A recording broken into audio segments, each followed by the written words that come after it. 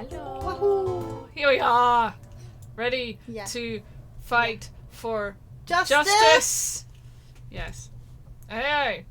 Are we all ready for some more The Great Ace Attorney Chronicles? No. I'm not. Very much not. I am definitely not. Okay, let me see if everything still works. It works. Okay, good. Good. We were just about to start earlier on, and then it was like, oh, good, the stream thing has stopped working. Yeah. Like the capture card, there we go. Stream thing. Oh, I use the technical term. Ready for more plane flyovers? Now you've We've done it got- then. They've been quiet. The window closed Yeah. today. Yeah. So Sorry to hopefully they don't disappoint. get loud enough that we can hear them through the window. Also, hi!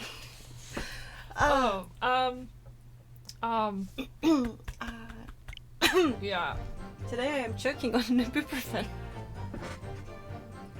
It's a lot less funny than a boba. So I guess it's like medicinal boba. Yeah, medicinal boba. I hate that very much. Thank you. Oh god, we just started reinvestigating these two lovely, Yes, we did. I should get lovely people. Then yeah, you should get your ass out there. Yeah. These are the only flyovers we got. Love it. So recap. Last time we like argued for like an hour about Hyperbole. No, well, we were wrong about everything. yeah. Van Zieks, as always, is like, have you also considered no? That's his MO. I got on Hey. noodles. Sorry, I didn't get around making the icon. Oh, yeah. I may have gotten Carried away. serious brain worms because my body kind of broke down on me and I tried to do work, it wasn't happening, so I may have played Final Fantasy instead. Yeah. 14. Yeah. So, yeah, she didn't do much today, but that's okay. I packed You some, packed some orders, and they went I about did as well as pin could. backing, so the rest of the orders will go faster, Yeah. but no icon, yeah. I mean, no No emote. emote, yeah. I think of them as icons because it's the same kind of thing. Yeah. Anyway, so we're going to talk to these fantastic witnesses. Yeah. Yeah. Yeah. Is your voice recovered? I mean, your voice, your throat. If I lose it halfway through, it is because I am still, in fact, choking on ibuprofen. It feels like it's stuck there. It's probably melting my esophagus as we speak. But I'm gonna do this for you guys. Just so For you you. know, if she ends up on a chubby video. The emergency I'll just room keep on over here now. streaming, she thought. It'll be fine, she thought.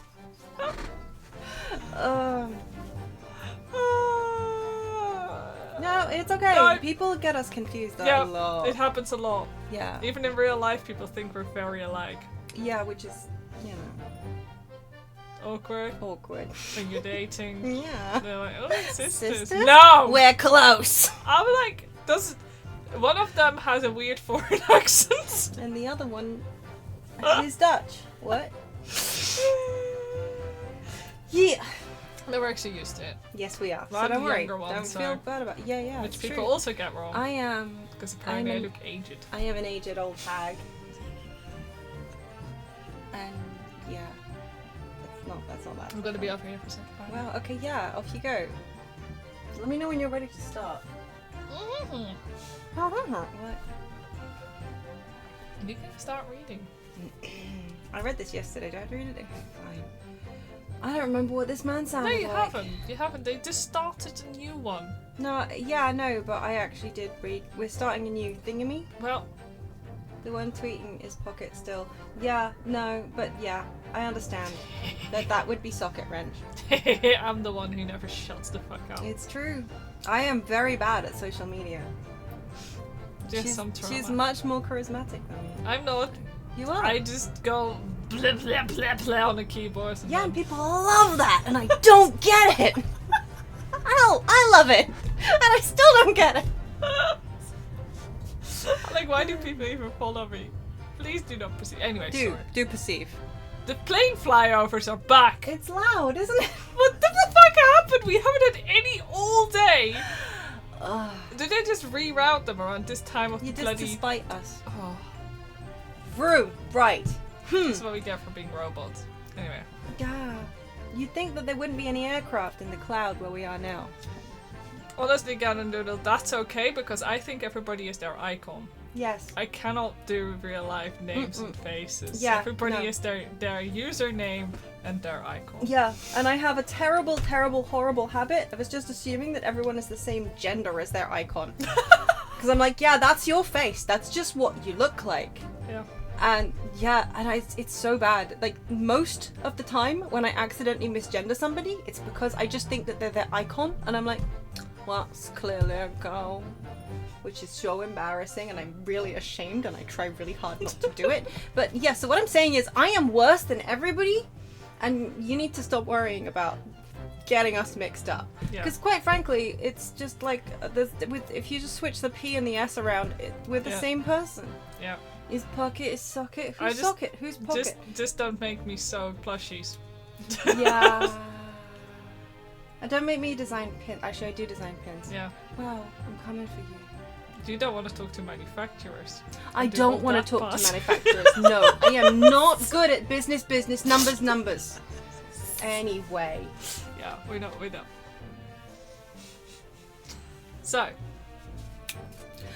This case has nothing to do with Mr. and Mrs. Garrideb. Believe me, a London Bobby is good for his word. You see, the windows on the... See, I told you I'd read this. The top casements. You're supposed to be pressing him, you know that, right? That's what I remember now. Press! I pressed the button instead. Yes. How can you say that for certain? Very good question, sir. And the answer is this. Oh, yeah. It has the noble founding principles of the force written on it as a reminder to all us policemen of our sworn duty.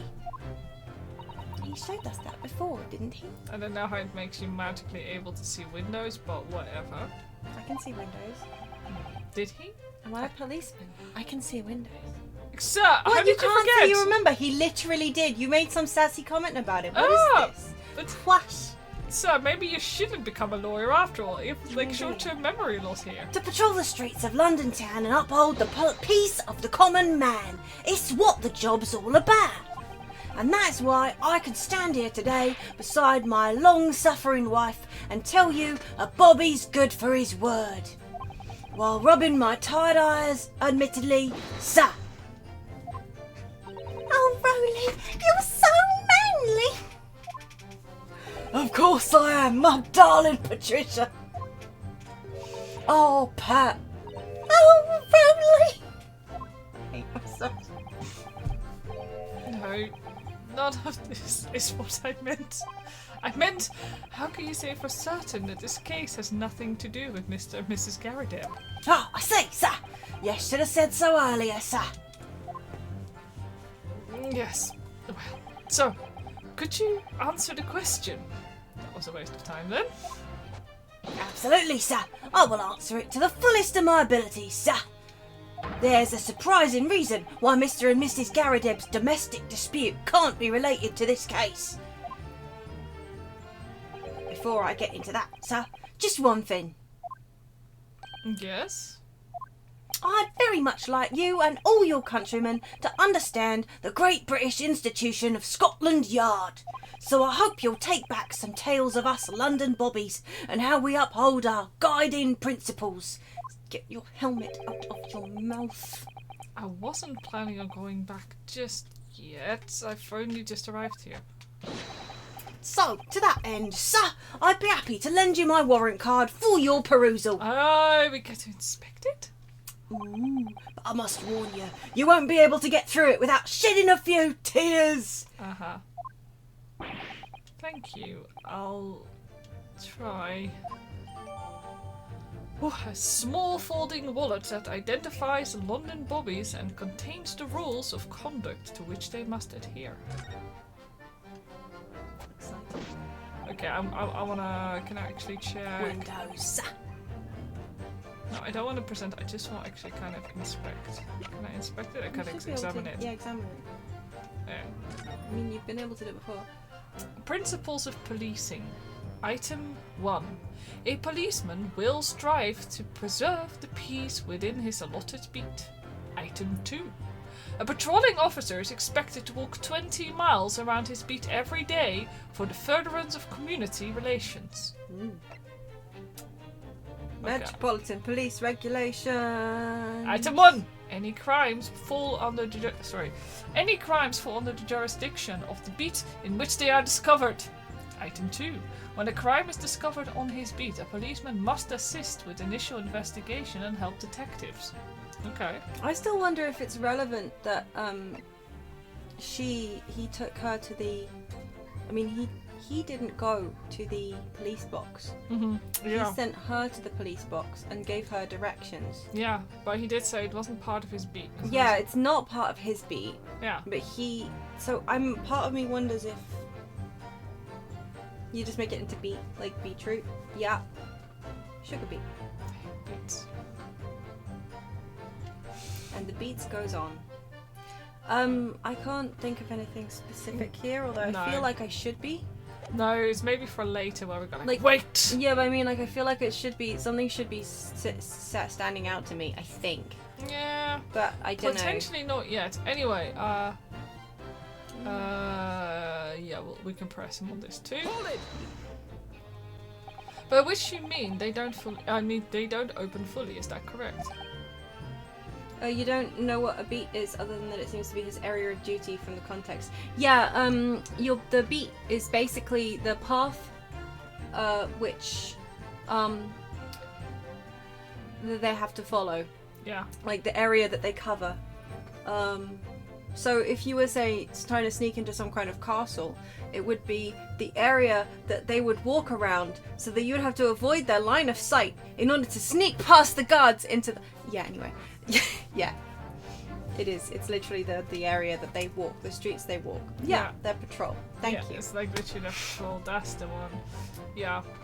Beat cops in the States often are just basically ticket cops these days, Yeah, I aren't think they? so. Like, it's just getting your car tickets done. Yeah. I think beating around a bush might actually be completely different. But also, Yeah. that would be a pretty good beat.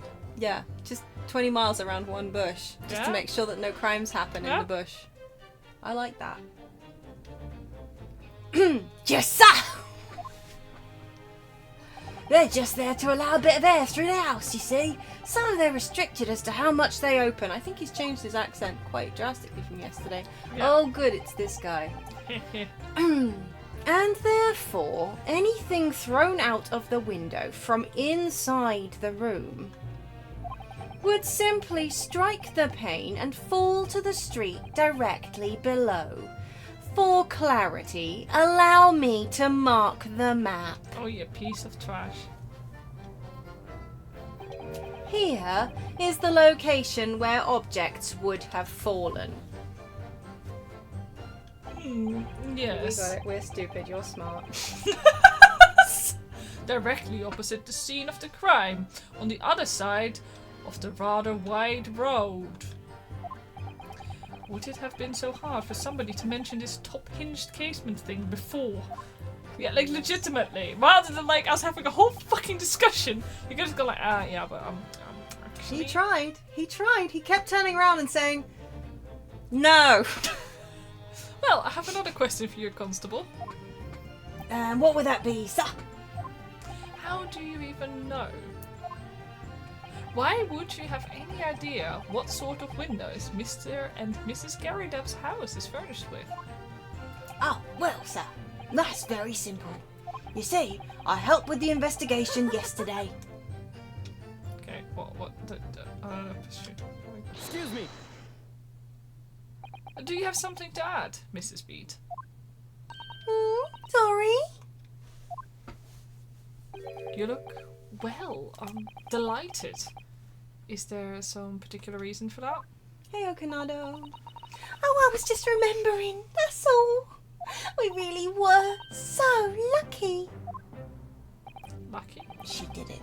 What do you She mean? stabbed the woman just so he'd have something to do. Oh my god. Well, No, of course I feel terrible for the poor woman who was attacked. Don't misunderstand me, please. But we were just so lucky it didn't happen on Rowley's beat. It was so close, you see. Oh, I hadn't realised. Oh yes, that street, Briar Road, that's the boundary between Rowley's beat and the next one. Uh-huh. Isn't that right, my love?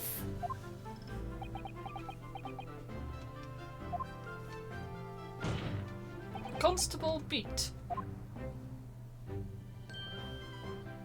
Huh? Oh, yes, that's right. That's the reason I was helping out with interviewing the occupants of the Garadeb household yesterday. Their house is on my beat, you see, sir. That really was cutting it close then. Constable, I wonder if you could clarify something. If the Garadeb household is on your beat, does that mean that the pavement next to it is as well? Outside Mr. Garadeb's house? Yes, ma'am. The pavement on that side of the road is part of my beat. I see. I was unaware of that. Just think, if the woman had been attacked just on the other side of Briar Road, we would never have been able to go for that meal to celebrate our wedding anniversary. But that's the life of a Bobby after all. Did they move her? Yeah, I wonder. I legitimately wonder. Given that they just said that the stuff, if it fell out of the window, it would have fallen on the other side of the road. Yeah, exactly. Did as they? well. Did they move? Did they move her? But then the book would, that she was clutching, that No, they moved that in her It's hand. possible that she was holding it. Like, I mean, she Marv. wasn't dead. Do these two people look like they have the physical strength to move a body that size? Well, she could have wrapped her scarf around it and dragged. I don't know. It is sus. It is. I don't know. Like, I don't know. Isn't just that right, my darling? They're just a young couple in love. They wouldn't do that. Never. Right? Extraordinary people, our bobbies. Tirelessly working for the benefit of all Londoners. Do you know what I think? I think it was the good Lord's way of rewarding my Rowley for all his hard work. This religious nonsense needs to stop. Yeah. She is roundly. If we could roll, they could have rolled her. I don't. Oh. Don't you think so, my darling? Well, his name is Rowley.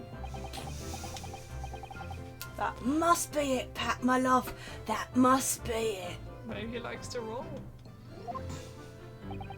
I think perhaps we should make sure we have. Oh yeah, the knife would probably have gone deeper in there for sure. That's true. Maybe they rolled her into the knife. Each time Maybe the that's knife what's goes happened. deeper when it hits the rotation. Oh yeah, I also hope that we don't have another If this happens again, like no. another omnibus situation. I might cry. I think perhaps we should make sure we have that information officially on record. Leave it to me, Mr. Naruhodo. I'll take care of it immediately. Aha, the case file. The pavement where the victim was found lies just outside Constable Beat's beat, the border of which runs down the middle of Briar Road. Yeah, I hope it gets solved and it's not that Natsume just mysteriously dies off screen. Yeah, I hope that too. Now it's my turn, I think. Must it be? Obviously, if anything had been thrown out the window, we would have seen it. Hold it! Yeah. But according to my notes here, the sun had gone down already and it was dark. Have we gone through this? Oh, but Rowley and I were strolling along, gazing at the night sky and looking for our lucky star. Sorry. The star that will guide us to eternal happiness. Can't it guide you to answer the question? If a flaming book had cut across the sky in front of us, it would have lit up like a shooting star. And if I'd seen a shooting star, I would have made a wish upon it. Oh. Let Rowley be an inspector, I would have said, 3 times at least. Of course, what with the smog and everything, we couldn't actually see any stars. In short, are you trying to say that neither a book nor a knife crossed the sky before you? Yes, sir, that is correct, sir. And sure as the night sky in London is starless, sir. It certainly seems like they're telling the truth. And then we saw the poor woman fall to the ground, so we ran straight over to help her. Uh-huh.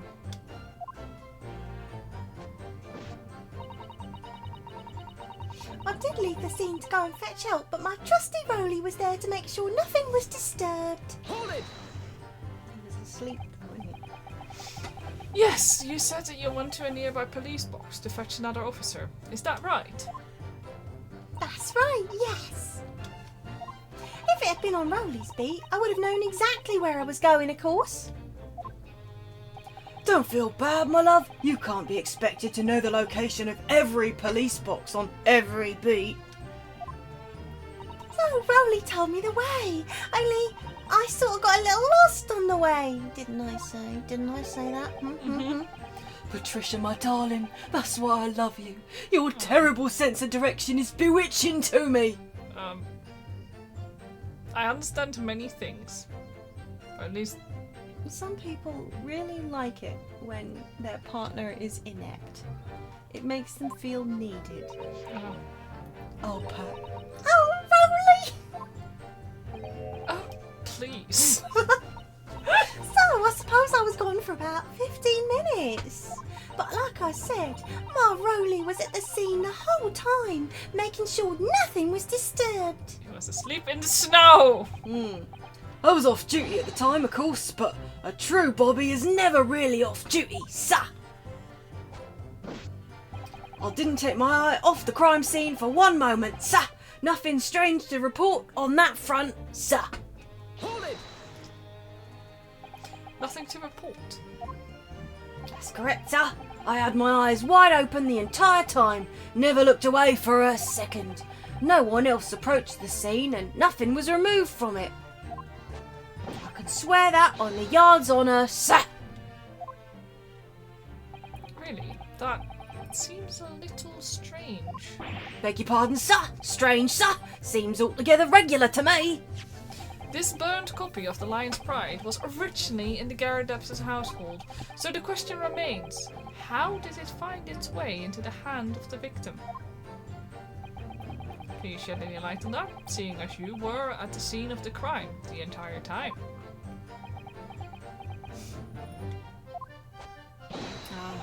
Could it be a different copy, sir? One that just happened to be burnt as well? Even if that were possible, why would the victim have been gripping a book like that in her hand? As you can see from this photographic print, she had a bag over her shoulder.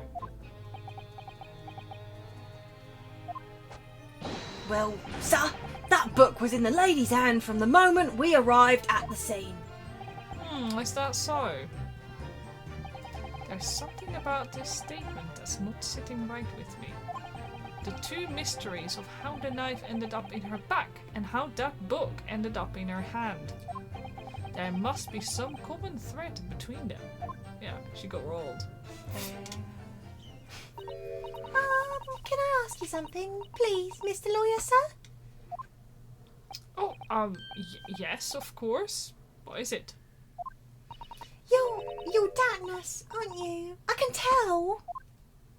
What? No, I wasn't really. I mean, what's she doing? Please, just because I'm a woman, it doesn't make my testimony any less valuable. You might just see me as the wife of a policeman, but I'm a woman of my word, I am. I really don't remember you ever suggesting that I doubted you. No excuses, I don't want to hear it. My voice will be heard. My lord, you'll let me speak, won't you? Yes, Mrs. Beat. Yeah, I will this allow woman you is- to supplement your testimony if you so desire. This woman Yeah. is not a pleasant. No. I do not like. No, I she do not like this manipulative. No. Sometimes the path of least resistance is the sage one. That was a very loud mutt. Ah! heard that! That Japanese man thinks the policeman's wife's word counts for nothing, does he? Oh, why are you pulling a typical white woman Karen on us, know, right? Patricia? White woman tears, Patricia. Well, watch out, sir. I might let you get away with something like that, but my Rolly won't. Duly noticed, Mrs. Beat. Please, I humbly ask you to continue. What could she possibly be about to say, I wonder? I know what I saw. My eyes never let me down. My sense of direction's a little off sometimes, though. Let's press. Hold it! Mrs. Beat, nobody is questioning what you've told us. I saw it, I did, that evening. I saw it clearly. That little Eastern man with the whiskers and the funny curved back, slinking away from the scene. And I know what I didn't see as well. I didn't see any flaming books or knives flying through the sky. Okay. All very clear. I'm starting to think the reason he's so narcoleptic isn't because he's tired at all. It's because he's got permanent brain damage. Just a constant concussion, and that's why he keeps dozing off. I think you might be onto something there. Yeah. And he's not getting suffocated because he keeps like tugging that scarf right around his neck. Well, yeah, that's also possibly oxygen deprivation. You also mentioned something about having a poor sense of direction. Oh, yes. Well, that's a little embarrassing, really. I'm always ending up at the wrong place when I've made arrangements to meet Rowley. He gets ever so cross. Excuse me. Constable Beat, is there a problem?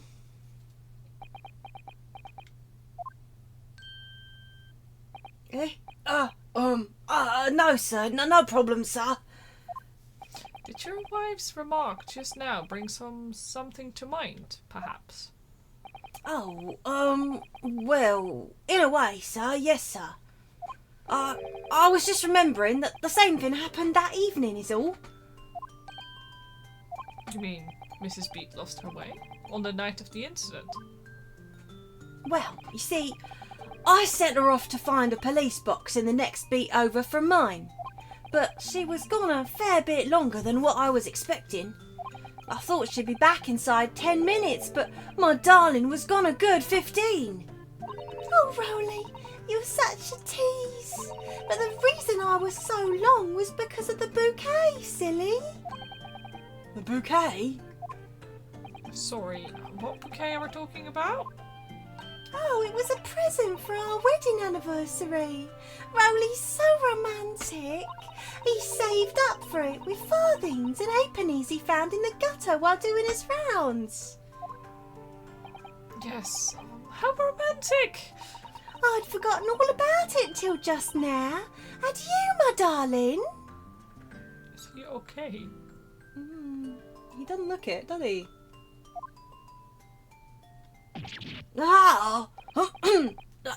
Oh, yeah. But that was just between us.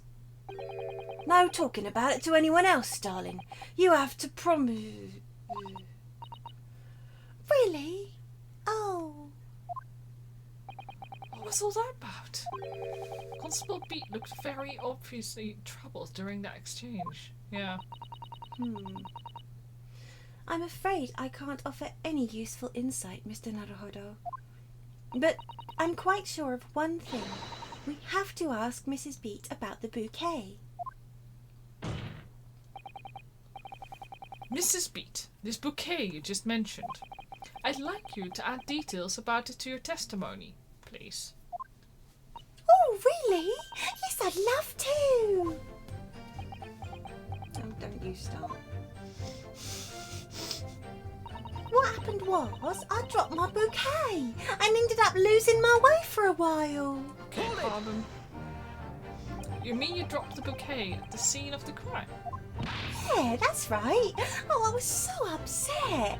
When we ran over and saw it was a woman with a knife in her bag, I was so shocked I dropped the bouquet Ruli gave me.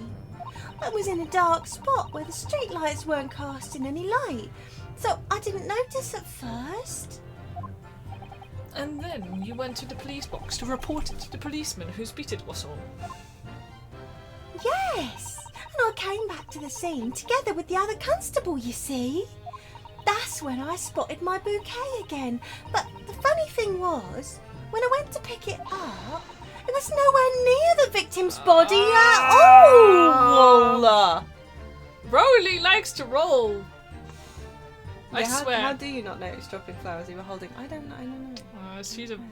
Nah, he's... I mean, it might not be that he moved it. It might be that somebody else did. But yeah.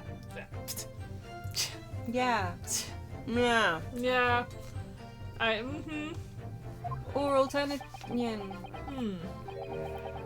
In case you need reminding, Mrs. Beat, the victim is not deceased. I was all flustered for a moment before I heard a voice calling me from the other side of the road. Your husband, presumably. That's right. Silly me. I'd gone over to the wrong side of the street. Uh-huh.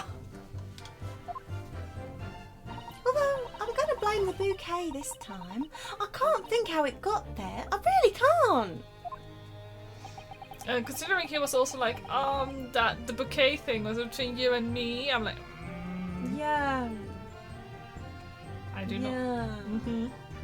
You think she'd have noticed if they were on the wrong side of the street? If they were on his beat, I mean. Yeah. But maybe. But yeah, no. That. Yeah. Okay. Body was moved. The end. Yeah. So the bouquet. So the Bucket. bouquet. So the bucket somehow moved from one side of Briar Road to the opposite. So I need to correct my pronouncing it. Obviously. So I'm Curious told. indeed. Isn't it? But the worst of it is, I forgot to pick the bouquet up again when we left the scene. What? That beautiful rose Rowley bought me, with that change from the gutter he spent so long collecting. Have we seen a rose somewhere? Yeah, but that wasn't that with the book? Was that? Was there a rose in the room with? Why do I half feel like? No. Yeah. By bouquet, do you perhaps mean this sorry solitary rose? Oh my god. Oh, yes, that's it. That's the bouquet Rowley bought me for our anniversary, with odd bits of change he found in the gutter. Maybe just call it a rose. I don't know. I think it's kind of sweet, actually. Yeah. Of all the things that she's done horribly wrong, she clearly treasures this thing that other people are like, well, this is just a shit little rose, isn't it? Yeah. And she's like, no, it's my treasure. And I think that's sweet. That is sweet. But I don't like her, but that I can appreciate. Mm-hmm. There. Carry on. Yeah, sorry, this is also... Tell us, Lord Fenseeks, where did you come by the flower? According to the report by the police officer in charge of the crime scene investigation. I want to know where he has this whole crate full of, like, evidence that he just keeps back. Yeah, it's in his liquor cabinet. It's a little portable... Do you think he carries on one of the... You know, like with grannies, where they have those little trolleys that they pull behind them on wheels? Yeah. Yeah, do you think he's got that, but it's full of, like, glasses and bottles that he can throw at the public gallery? I mean, yeah. Checks out. Did I read that already? No. Oh. According to the report by the police... I think I did. Yeah, you did. I hate you.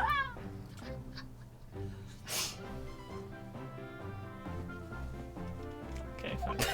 It was found on the edge of the pavement in front of the Garadeb household. He probably didn't make that noise. Nah, she got pushed. She got moved.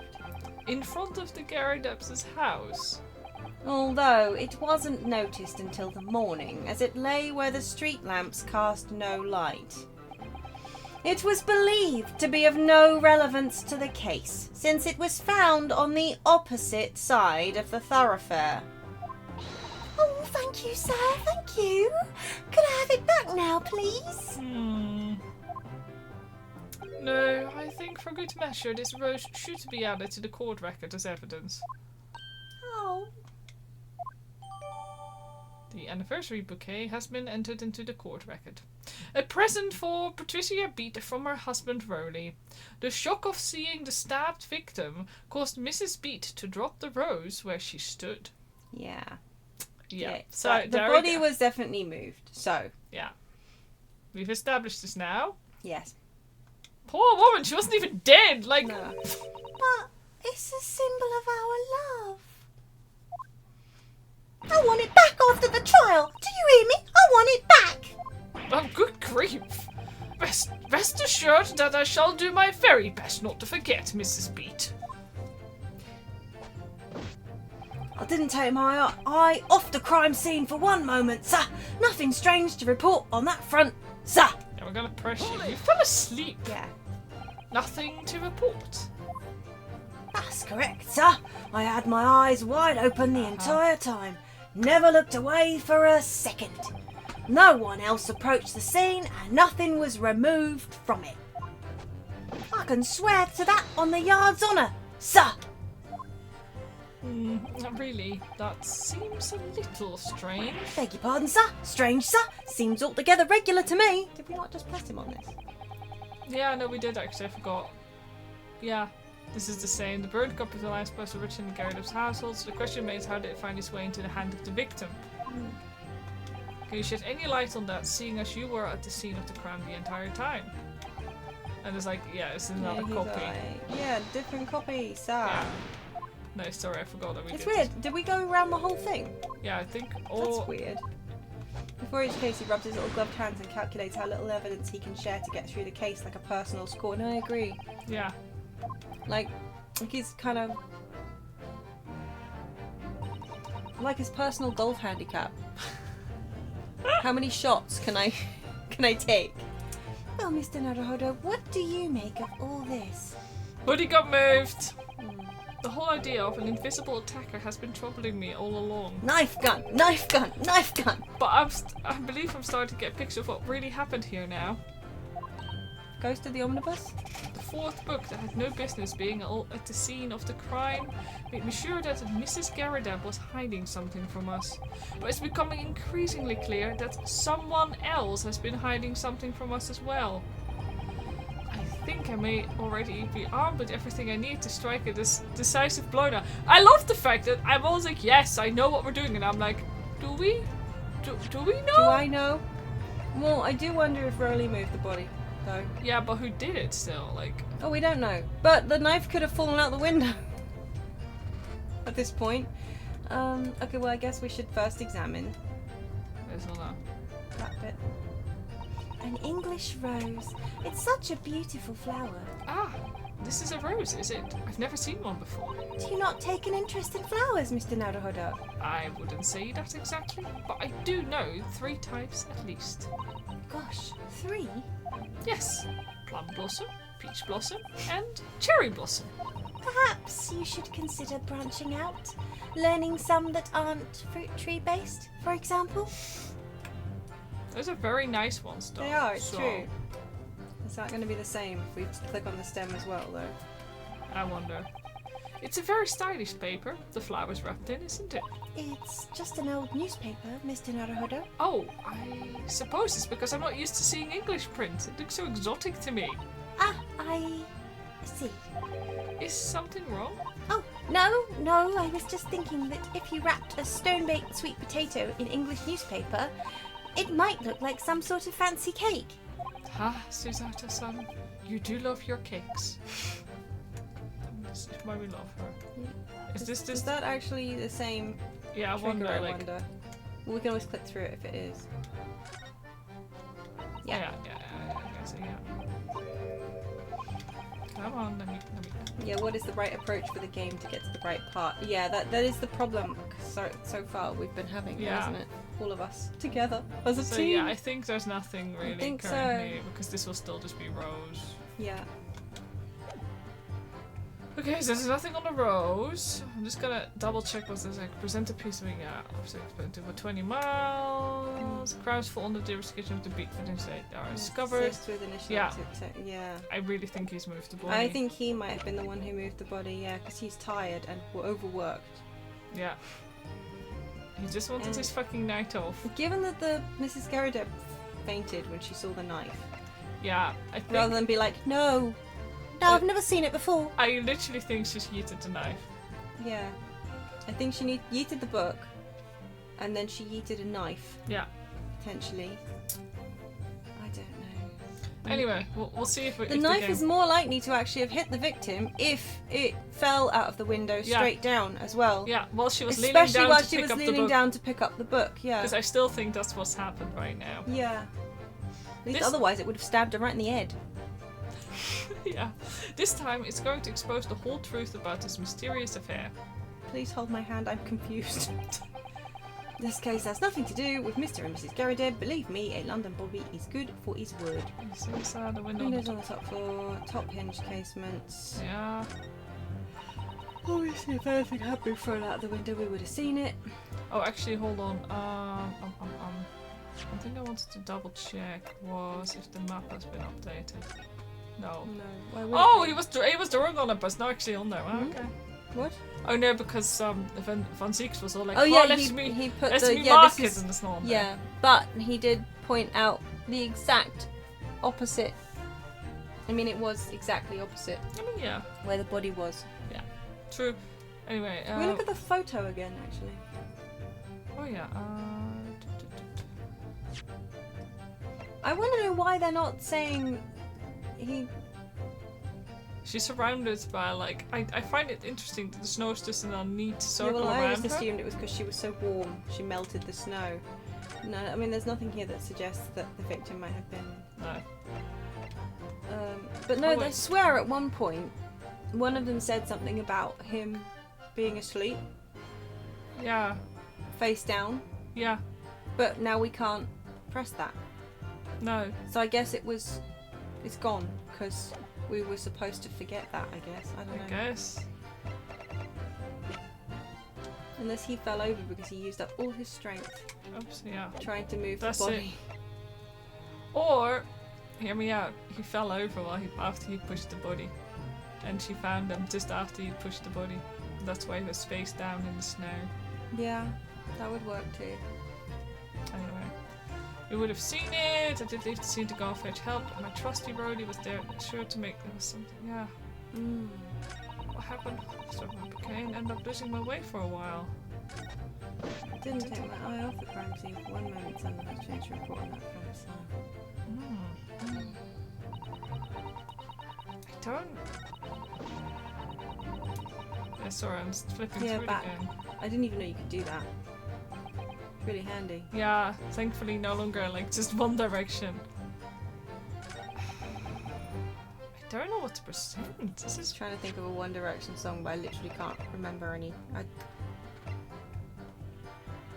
could not tell you. game. Why do you not just give me an easy? Hmm. I believe the one that is good for his word. Do we just show him the book and go like, hey, are you sure about that? Do you see this? Are you lying? Are you lying? Can we even do that I without you losing a life? No, I will absolutely lose a life if I do that. And we only have 3. Yeah, for some reason. I still don't know why One just we're down went. to 3. I think we didn't. Wasn't it because we did a stupid at one point? And one and time I presented misclicked. we presented the info Yeah. in the wrong Yeah. part where she says she dropped a flower and present the flower. Maybe. Yeah. Mm. I just need to go for my trusty one was there to make sure nothing was disturbed. What happened is I dropped my bouquet and ended up losing my way for a while. Mm. Didn't take my eyes off the victim for a moment. Yeah, it is hard guessing where the game wants you to push because it's like I get what we need to push, but I don't know. Where? Alright, and then he just starts Then he talking. just starts talking about the. Yeah, because that's the one that we. Oops. Oopsie. Oh well. Ugh. Well, Mr. Hoda, what do you make sense of this? Yeah, oh yeah, it's the same thing. No, it's a visible attacker. Starting to get a picture of what really happened. Yeah. In the fourth book, there's no business being at the scene of this crime. It was sure that Mr. Garrett was hiding something from us. It's becoming increasingly clear that someone else has been hiding something from us I as mean, well. the policeman very clearly moved it, but Yeah. I don't know. Well, somebody did anyway. It's actually funny because if it wasn't for the fact that she was so confused about her bouquet, Yeah. I would have assumed that she moved it while her husband was asleep so they could do their anniversary thing. Yeah. Can we? Yeah, maybe we can press him Hold on on. the flower. It's a good point. Good for his words. where, I wonder? Top hinged. I've seen it. He did leave the scene to go fetch help, you know. Mm. Did we press her on this? Yes, that was when she talked about the Oh yeah. whole bouquet thing. When he says there was nothing. Mm.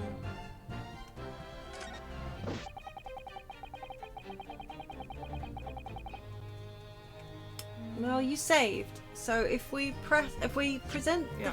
it's not cheating, right? If we can't work out where the game wants us to show the thing, right? This is when I show my badge. My lawyer badge. That's what we do. Yep.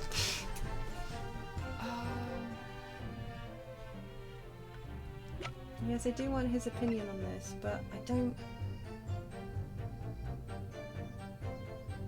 Because she dropped it where she stood. Yeah, she dropped it where she stood, and then it was on the other side of the road, Hold under on. the window. I dropped my bouquet and I'm losing my way. Sorry, what are you thinking? Because I. No, I was just thinking, like, you know, what happens? I dropped my bouquet and ended up losing my way for a while. Yeah, Yeah. that's indeed what happened. I was just going through it, like, Yeah. yeah, She dropped her bouquet Yeah. when she saw the woman get stabbed.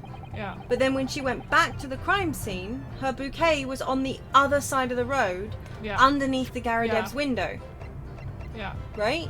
yeah. Which means that the body must have moved because suddenly the bouquet was over there. Yeah. Yeah. Still wonder if there's something in here too, because this is literally what we were just given. Yeah. It's really weird, right? Wait! A Wait, policeman the will thingy. strive to preserve the peace within his allotted beat. If it didn't happen on his beat, then he has preserved the peace, right? Yes. Item number 1. It didn't happen on his beat, right? No. So he moved it to the other side of the road. Mm-hmm. Outside of his beat. Yeah. Any crimes fall under the jurisdiction of the beat in which they're discovered. Mm-hmm. That's the key thing. Uh-huh. It happened on his beat. Yeah, but he Under the hasn't- window. Yeah, but he made sure that it But he isn't- then moved the body Yeah, to so the it isn't, other yeah. side of the street. Yeah. Because the crime falls under the jurisdiction of the beat on the opposite side of the street, which isn't his beat. Yeah. So that is relevant. Yeah, but I don't know how to present it. I don't. Okay. Where do you think I should present it? No, I don't think that that's the evidence. I'm just Oh. saying that's the clue. Yes. That's Oh yeah. That's no, what sorry. that's yeah. about. No, you're right. You're right. because yeah. he has in fact taken an effort to preserve the peace Yeah. in his beat. Because the murder, yeah, it happened on his beat. But before anybody could see, he moved the body to the other side, which isn't on his beat. Yeah. Meaning he preserved the peace on his beat. Yeah. But I don't know what we present, because we can't present that. And the only thing we've got to present is the flower, because I feel like we've presented everything else. But I don't know what. I literally, like, this is why I'm saying, like, if you've saved and Yeah. we lose a life on this, Yeah. I feel like you should reload and Oh. try again. I'm so sorry. because, yeah, the flower with the comment with it being where she stood does seem very important. Yeah, I agree. I'm gonna Because try. we also established, didn't we, that they were on the side. Yeah. Yeah. Yeah. Yeah. So do we want to go for that one? Hold on. So go to her thing. I don't remember where it was they talked about it. No, there was a point where it's really difficult to remember when you're reading stuff out loud. That's one of the issues I'm having as well. Because I'm focusing so much on keeping the voice going that I'm actually not paying attention a whole lot to what I'm actually saying. Yeah. So, there was a thing where he talked about the fact that I'll press this one more. his beat was on the Garda side of the road. I think that might be this because we we ask him how he knows. Yeah. I'm just gonna press this one more time. Sorry. Yeah, no, that's fine. That's fine. It's better to do that and repress. By which you mean that it's fully open. Yes, sir. Yeah. Houses. Oh yeah, and No, anything thrown out from window from inside the room. Before we float the pane of fire directly below. yeah. There, which is opposite the crime scene. Mhm. Just by the R of road. Directly opposite the crime scene. On the other side of the rather wide road. Yeah. So I still think that that's the point, is that it did fall straight down, Yeah. and then he preserved the piece on his beat, which was on that side of the road, by moving the body to the other side. Yeah. Yeah, it's very simple. You see, I helped with the investigation yesterday. Yeah, is and also, she like- then... Yeah, I'm just gonna ignore. Yeah. You helped? In what way? Various members of the public were questioned in order to gather information about the case. That's right, sir. The sad truth is we're all overworked. So even though it wasn't under the jurisdiction of my own beat, I obviously wanted to help. I see. Well, thank you. Yeah, that's relevant too, I think. Yeah. And yeah, so basically that's what we get if we don't He's go to her. overworked, and now Yeah. he had to help, and they still got on their anniversary doohickey. Yeah. It's my turn now. Yeah. Obviously, if anything had been thrown out the window, we would have seen it. Except you didn't, because you were staring up at the sky, looking for your stars and shit. Yeah. Did we actually press this? Yes, we did. Because Yeah, we then pressed the it whole- all, yeah. Leave the scene to go fish up on my trusty rodeo was there to make sure nothing was disturbed. We pressed her on that, and that was when she was talking about having no sense of direction. Yeah. And then there was the extra thing about the bouquet. Yeah. Did we press her on that? Let's press her on it again, just Yeah. in case. You mean you dropped the bouquet at the scene of the crime? Yeah, that's right. Oh, I was so upset. We ran over and saw it was a woman with a knife in her back. Yeah, I Yeah, was so I'm so shocked. shocked. I dropped the bouquet Rowley gave me. Yeah, so she literally dropped it next to the body. Yeah. It was in a dark spot where the streetlights weren't casting any lights. I didn't notice it first. And then she went back and, yeah. So, I think... Yeah. With the other constable. So I spotted my bouquet again, but the funny thing is when I went back to pick it up, there's nowhere near the victim's body at all. Yeah, this is like such a... No, I can't present here. I can look around and I can look... You've got the court record. Yeah, I can reference things. Yeah, but you can't present. Yeah, I can't like... You can only do it when the text is green, right? You know what? I hadn't even... Yes, when the text is green, we're at the very first... Before we press, that one. That bit where the green text where you can, it does make it, because that's the thing, we have to present, I think, the flower probably. I think so too. Because we know that that's the clue, Yeah. but I don't know where to do it. Because Mr. B, the fixing point Is not deceased. As I flustered for I heard a voice calling me from the other side of the road. Yeah, Your husband, presumably. So yeah, she didn't actually find him. Yeah, so he definitely moved it. Yeah. I'm going to blame the bouquet this time. I can't think how it got there. I really can't. Yeah, so the bouquet didn't move. No. The body did. Yeah, so the bouquet somehow moved to the other side of Briar Road to the yeah, but just that doesn't happen. Curious indeed. Didn't realize. I just. Do we want to present the bouquet Should we here? present the bouquet I wanna there present- and just if we lose a life, do reload. Yeah, explain 'cause- this then. Yeah, I'm gonna like, present it. Objection. You claim, Constable Beat, there was nothing to report in the 15 or so minutes you were guarding the scene, but that cannot be. Oh, I hope this is the right one, Yeah, because it's same. like, explain this. Wait, what do you mean to say? In your testimony just now, Mrs. Beat, you explained to the court that when you arrived back at the scene of the crime with the policeman assigned to that beat, the bouquet you had dropped at the victim's side was no longer anywhere nearby. Thank God, this seems to be right. Yes, on the opposite side of Briar Road to where the victim was attacked. Oh, don't play stupid. But considering the size of that meagre bouquet, if a single sorry bloom can be described, no doubt it was blown in the wind across the street, back into the gutter where it belongs. You know what? Do you know what that shit needs? Do you know what this bullshittery needs? It's cloud time. Oh yeah! I brought out. Oh no! Did you No! look it? Why are you stuck, my good man? No! It's not. It's not stuck. Click on the OBS thing. There you go. There we go. There we go. There we go. It's clown time. Clown time. Do you have anything else for us? Oh no! I can have it back in a moment. Yeah, he's not. But if that were the case, why does Constable Beat not testify to the fact? Here we go. I'll just. You'll have to select it. Here we go. There you go. Here you go. Just for you, Gandoodles.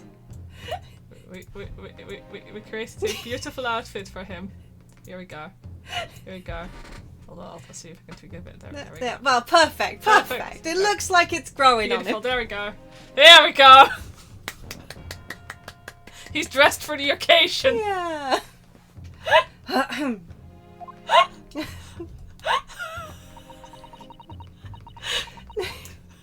No one else approached the scene and nothing was removed from it. Constable Beat swore to that on Scotland Yard's honour. But the bouquet belonged to me. It has nothing to do with the case. That's why Rowley didn't mention it, I'm sure. Uh-huh. He's been tampering. He's been tampering the crime scene. Mhm. That's bad. He's gonna get like 3 hours without pay, suspended.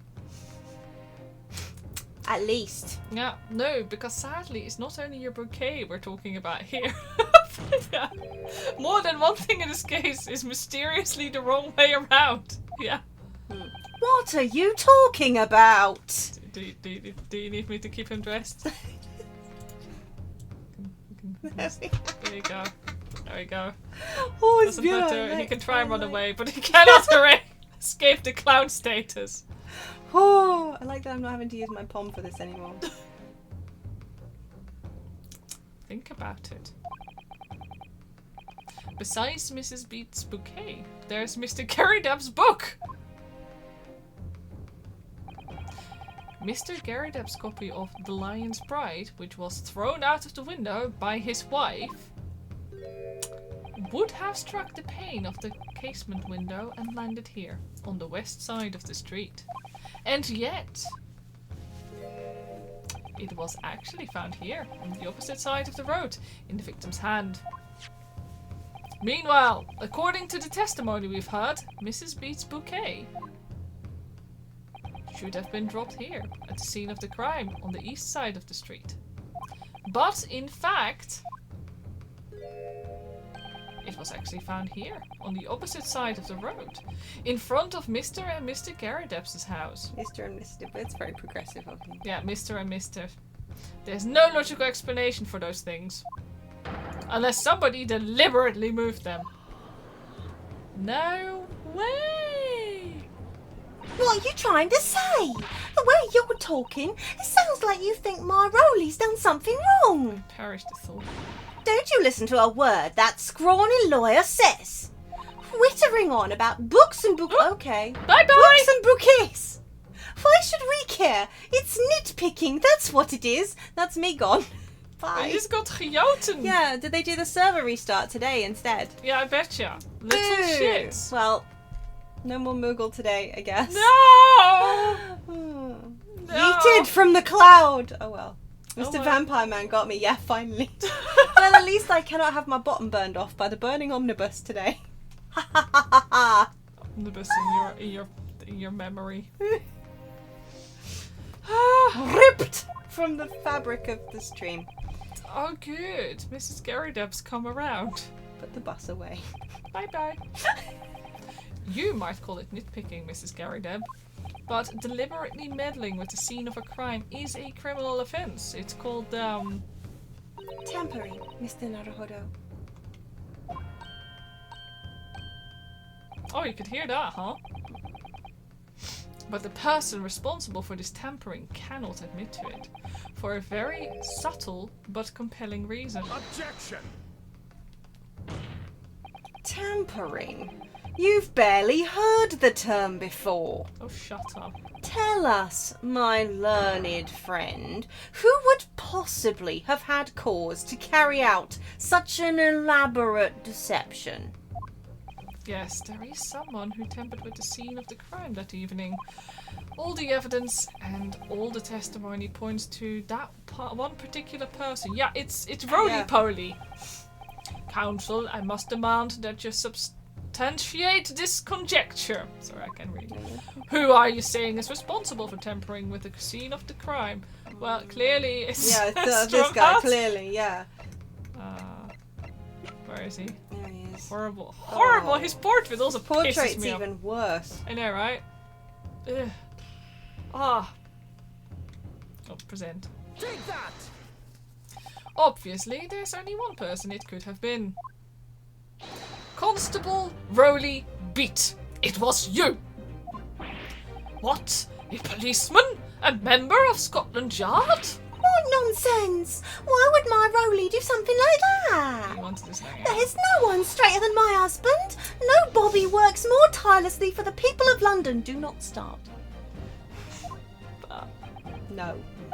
No. you're not here to stop me. You've gone.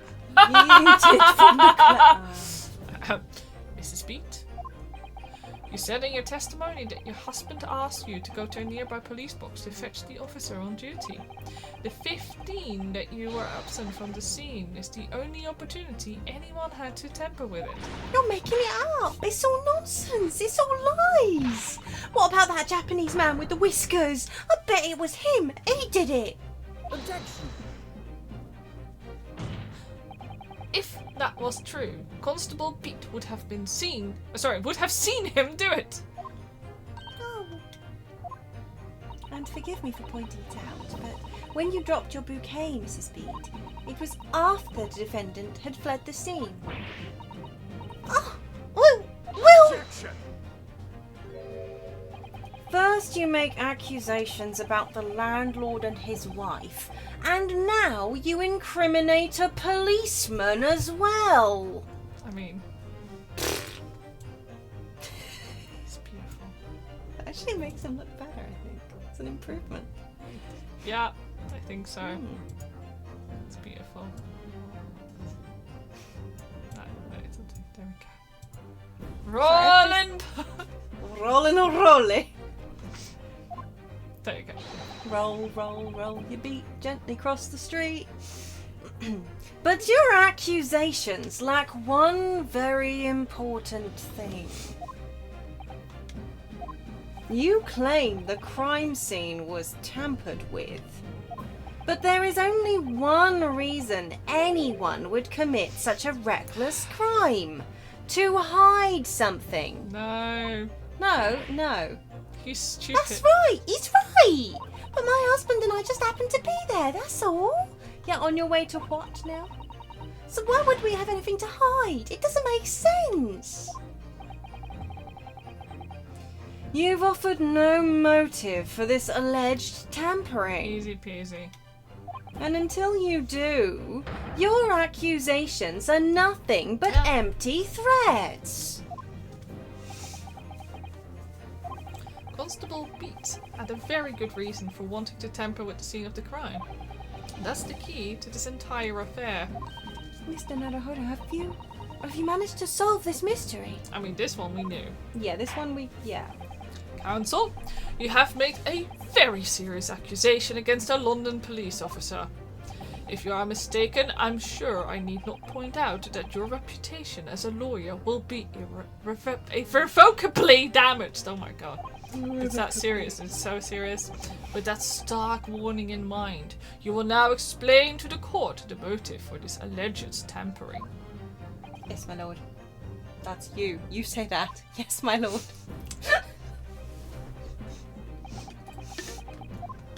Constable Beat's motive for tampering with the crime scene was to hide where the victim fell. Yeah. He wanted it to be his problem. Yeah, this is somebody else's problem. Where the victim fell to the ground. This is what this Bobby had to cover up at all costs. What? Where the victim fell? You mean where she was attacked? What are you talking about? We told you at the very start, didn't we? On the pavement of Briar Road. We saw it happen, remember? It was right here, as if anyone didn't already know. That's certainly what everybody has been led to believe. But in fact, that isn't where the victim was stabbed at all. What? What? So she has such a terrible sense of direction, she wouldn't fucking Yeah, exactly. know. I'm beginning to wonder where this tumultuous trial will end, Counsel. If that's your assertion, then the court is dying to know, my Nipponese friend. Where are you proposing that the crime actually took place that evening? Da-na-na-na. Oh wait, can I just present? Take that! But that's... On the opposite side of the road? I don't understand. On the evening in question, Mr. Garridaps's book fell directly down from the open window above, and your bouquet, Mrs. Beat, never moved at all. What did move was the scene of the crime itself. Good gracious! Objection! Perhaps you haven't been listening to the ample testimony the court has heard. But these witnesses both saw the moment the attack took place. Allegedly. That's right. I saw it with my own eyes. It was 5 o'clock in the evening and already dark. There was the typical London fog on the ground when you saw the incident unfold and ran to the victim's aid. That was actually on the west side of Briar Road. No, that's not true. It can't have been. Constable Beat then arranged for you to be absent for a while by sending you for help. And during the 15 minutes you were away, he transplanted the crime scene.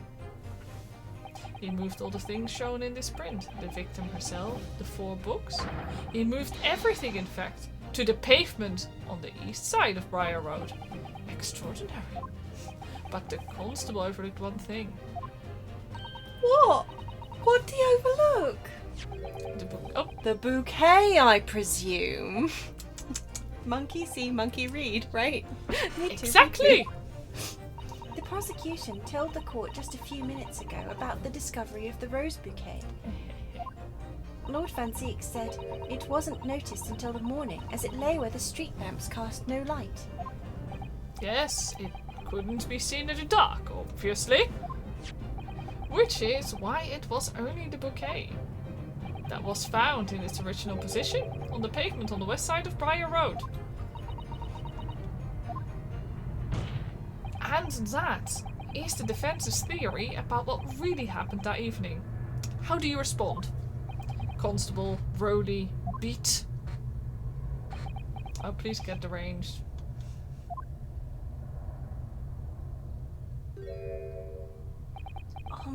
Well, I'm very sorry. I didn't mean to nod off again, but I haven't slept properly in a month. Did I miss anything important? Oh, Rowley, it isn't true, is it? What that lawyer said. It's all lies, isn't it? I know it is, 'cause you're the most upstanding, righteous man I know. Constable plane flyover. Yes. Yeah, they are particularly loud again, aren't they? They sure fucking are! Gee whizzes! I mean, literally, the window is closed now. Yeah. I mean, we only have Got single tiny glazing, windows. but still. I had a dream. A terrible dream. All the things I did that night. Everything come out. Everything exposed. Only it seemed it wasn't a dream at all. Good. Good! Golly! Order! Order! Order! What on earth is the meaning of all this? Oh, Rowley, why? Why would you do something like this? Moving a corpse is a criminal offence, isn't it? It's not a corpse. I guess she wasn't dead, technically. He sleepwalked. That's his defence, and he's sticking to it. Wishing the victim dead should be one too. Constable, explain yourself. Why would you do this? As a respectful member of Scotland Yard, your duty is to protect the good people of London town. I can't say, sir. What? I really am ever so sorry about all this. For damaging the Yard's reputation, for everything.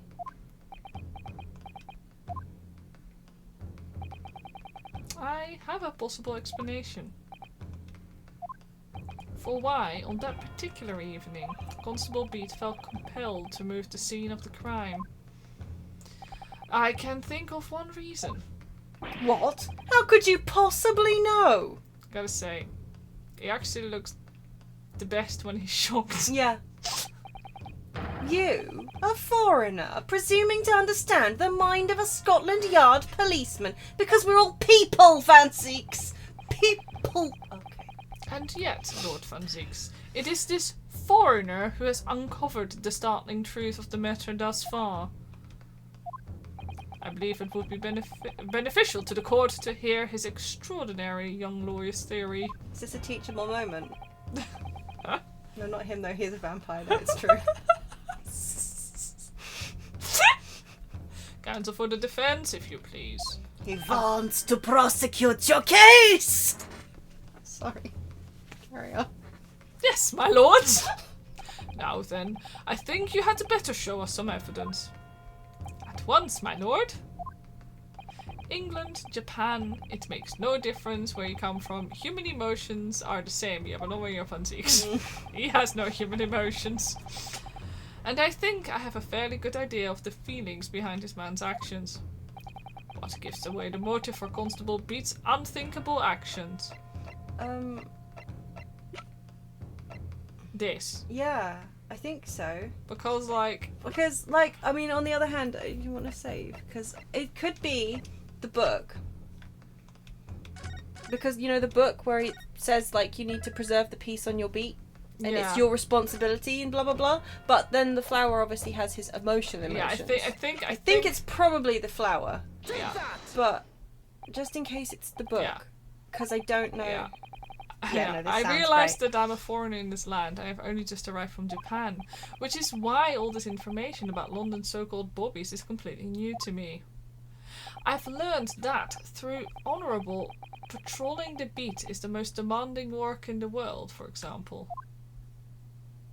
Keeping the peace, looking after the citizens on this beat in all kinds of ways. There's no doubt that the young Bobby is charged with a great deal to do each day, certainly. But for Constable Beat, this day in question was special. Special? How? On account of this bouquet, my lord. Oh, yes. It was our very first wedding anniversary. Constable Beat had worked so hard to be able to afford this simple gift for his wife, and was so looking forward to taking her out for a celebratory meal.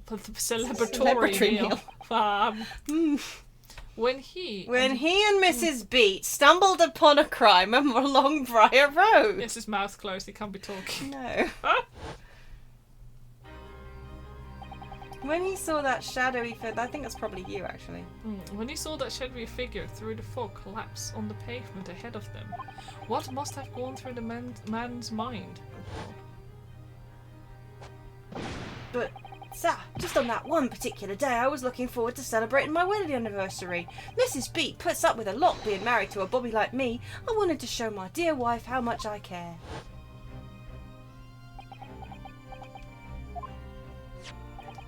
This is the warrant card that Constable Beat offered to lend me earlier. Inside, among the rules for patrolling policemen, it says, when a crime is discovered on his beat, a policeman must assist with initial investigation and help detectives. Aha! Constable Beat. Is that, or is that not, the reason why you moved the whole scene of the crime that day? Yes. Everything you said is all right. So that's it. It was all to do with the boundary of your beat. Oh. Exactly. To summarize, the incident actually occurred on Constable Beats' beat. Good gracious. Constable, do you realize the gravity of what you have done? It was the first time since I became a copper that I'd ever cursed God. Stay close to me, Pat. The criminal could still be lurking somewhere. As we ran over to the scene, I had every intention of doing my duty as a police officer. We've got to report this to the station as quickly as possible. But then it dawned on me. I realised where we were, where the victim was lying, and what that meant for me. When a crime is discovered on his beat, a policeman must assist with initial investigations and help detectives. Why here? Why did this have to happen here? And why tonight of all nights? Why?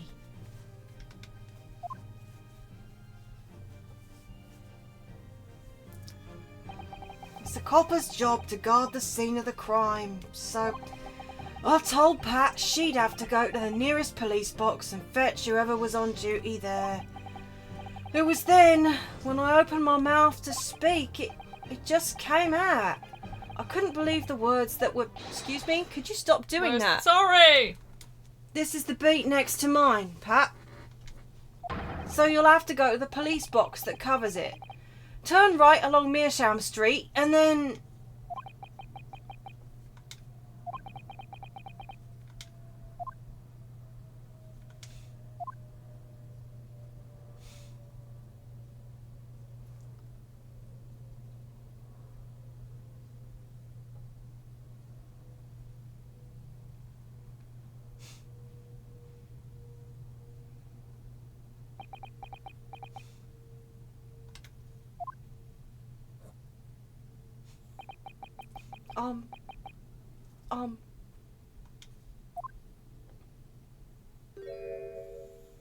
I'm sorry, he's finally taken the strap out of his bloody mouth.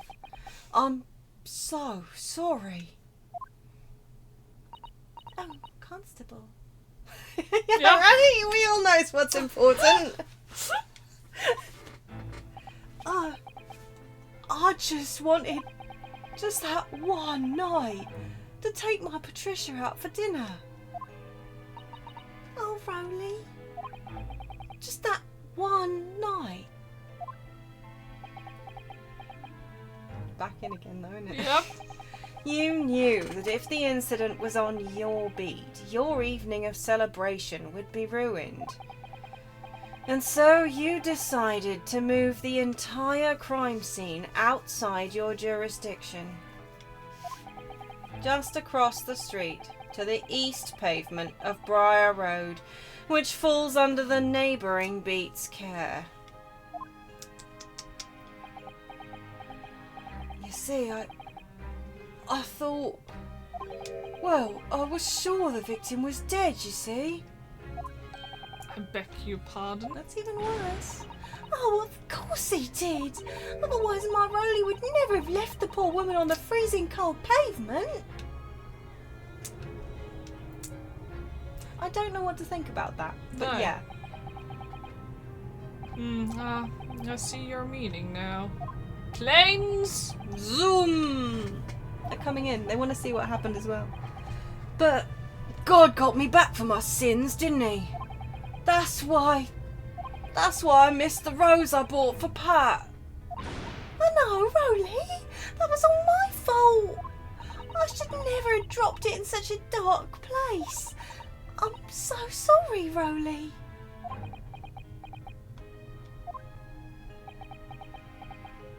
And can you tell us, Constable, how many books did you move from one side of the road to the other in total? Huh? Oh, 4 it was. Yes, sir. Definitely 4. 3 of them dropped by Mr. Natsume, and the 4th being the one that fell from the window upstairs in the Garadeb household. Of course. But what made you place that book in the victim's hand? When all the others were scattered haphazardly around, I mean.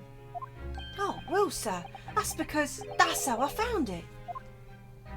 How you found it? What do you mean?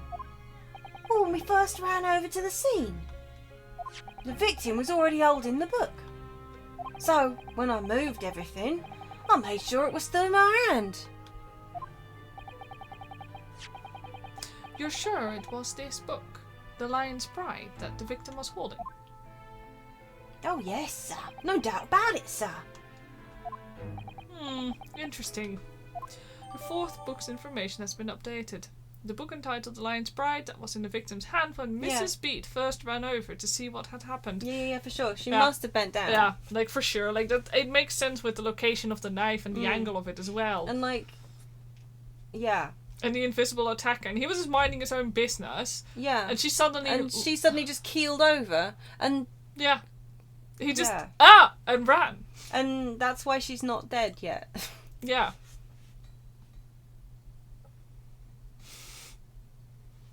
Yeah, no, this needs to have an ending. This is Go like on, with this the needs cat. to have an ending. This is like with Durkheim, and we were like, no, it's Yeah. cats, and then Yeah. then we found out it was actually way worse.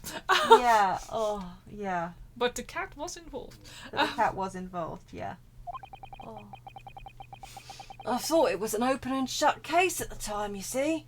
Also, sorry, like all these cases so far have basically, except for the very first one, been Which we didn't do on stream. which has been oopsie. Well, that was an unfortunate accident that killed someone. Yeah, or except this one almost hasn't- killed someone. Yeah. I hope she lives. Same. If I'm honest. But Well, we anyway. don't know about the carriage, though, do we?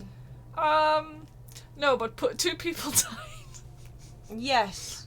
And the omnibus died too. Rip omnibus. No. Okay. There were only the 2 people at the scene, and Pat and me both saw it happen. Just every single time you hear play, just know it's Just actually know this it's this- bird. Yeah. It's a bit loud. Sorry about that. We didn't bother installing those like Those little $1,000 flaps, yeah. flaps on the bird. Yeah. Sorry. Sorry about that. Anyway. I swear it's not normally this noisy during stream nights. No, it isn't. Yeah. Just summer things. Just some Yay. things. Sorry. However which way you looked at it, it had to be the fellow who'd ran off who'd done it. I thought. I couldn't see the arm, really. I didn't think moving it all over the road would make a jot of difference. I suppose this is it for me now.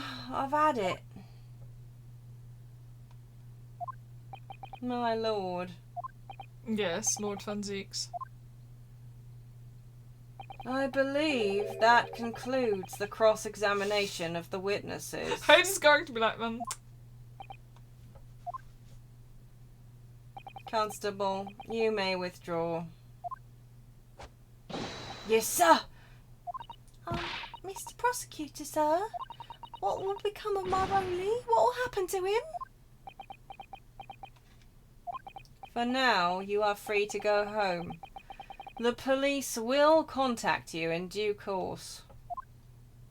Please, don't punish my husband. This was all my fault. It's because I'm always moaning at him for coming home late. Leave it now, Pat. Let's go home. I'm tired. All right then, my love. One last thing, Constable. Sir? Let this be a lesson to you. In a criminal investigation, every detail matters, however insignificant it may seem to you. It's rich coming from you, man! Alright. Yes, sir. Carve that lesson into your mind. Into whatever. Details, right? And never again make the mistake of tampering with the scene of a crime. Oh, no, never again, sir. You mean to say... Leave. Now. The trial is not yet over. Sir!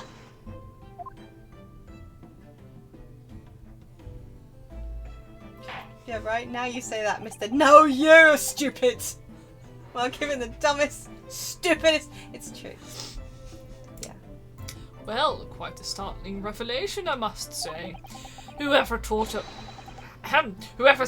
a third party transplanting the entire scene of a crime like that? Well, we did. We all did! No, you. Indeed, my lord. Nevertheless, there are some immutable facts here. Principally, I'm a big clown. This is all you're doing, you asshole. Circus music. Ha. You want circus What? music? Here you go. Oh, Absolutely ridiculous. I won't talk to everybody. What's remix? But the accused, Mr. Soseki Natsume, is the only person who could possibly have committed this crime. Actually, I think the circus music needs to come back. This is bullshit! No! I disagree! Now that we know the true scene of the incident, there is someone else. No.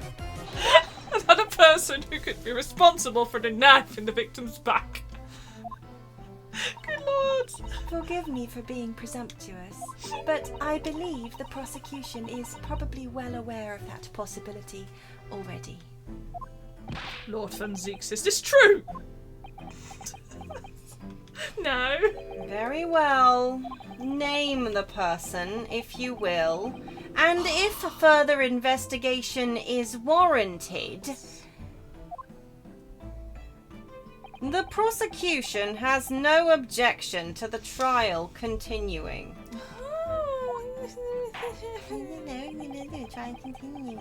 I mean, I'm assuming it has to be Ms. Garadeb. You will name this other person who could have perpetrated the... Where is she? Where is she? Where is she? Where is she go? Oh, she's right there. There she is. Bob. Take that! The defense would once again like to request a cross-examination of a new witness, my lord. Oh dear. Hello! Once again. My assistant made the same request earlier. In order to finally reveal the truth about this case, it's imperative that we cross-examine juror number 4, Mrs. Joan Garadeb. Me? Me? Oh, dearie me! Objection! Don't you start. That request has already been denied. But the situation is very different now. Mrs. Garadeb, answer me this. What do you want now, you little toad? At the time of the incident, you were engaged in a violent argument with your husband, Mr. John Garrideb. In the course of that argument, a minor house fire was ignited. And to clear the smoke from the room, your husband opened a window that looks out over Briar Road. Thank you. Do not forget to feed your Tamagotchi. Yeah. Mike just posted on social media there. Okay. Sorry. Well, what of it? You threw this book at your husband, where he was cornered with his back against the window. Upon striking the pane of the open top-hinged casement window, the book plummeted directly down. Finding its way to what we now know to be the true scene of the incident. Yes, and as I said, what of it? During the argument, you were beside yourself with rage. As such, you threw not just books, but anything you could lay your hands on.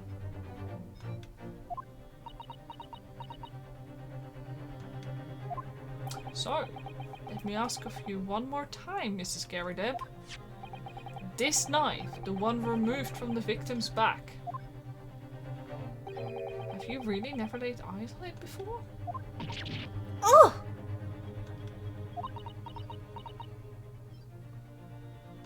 Sorry, I was waiting. Yeah, I did.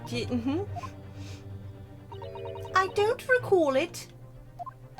Seriously?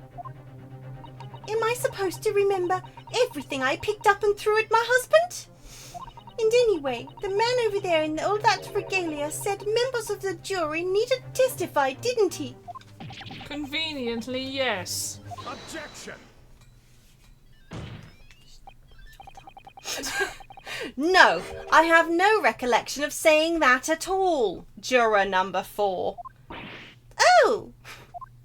Make no mistake, you jurors are not special in any way. You are not immune to the judicial process. Ooh.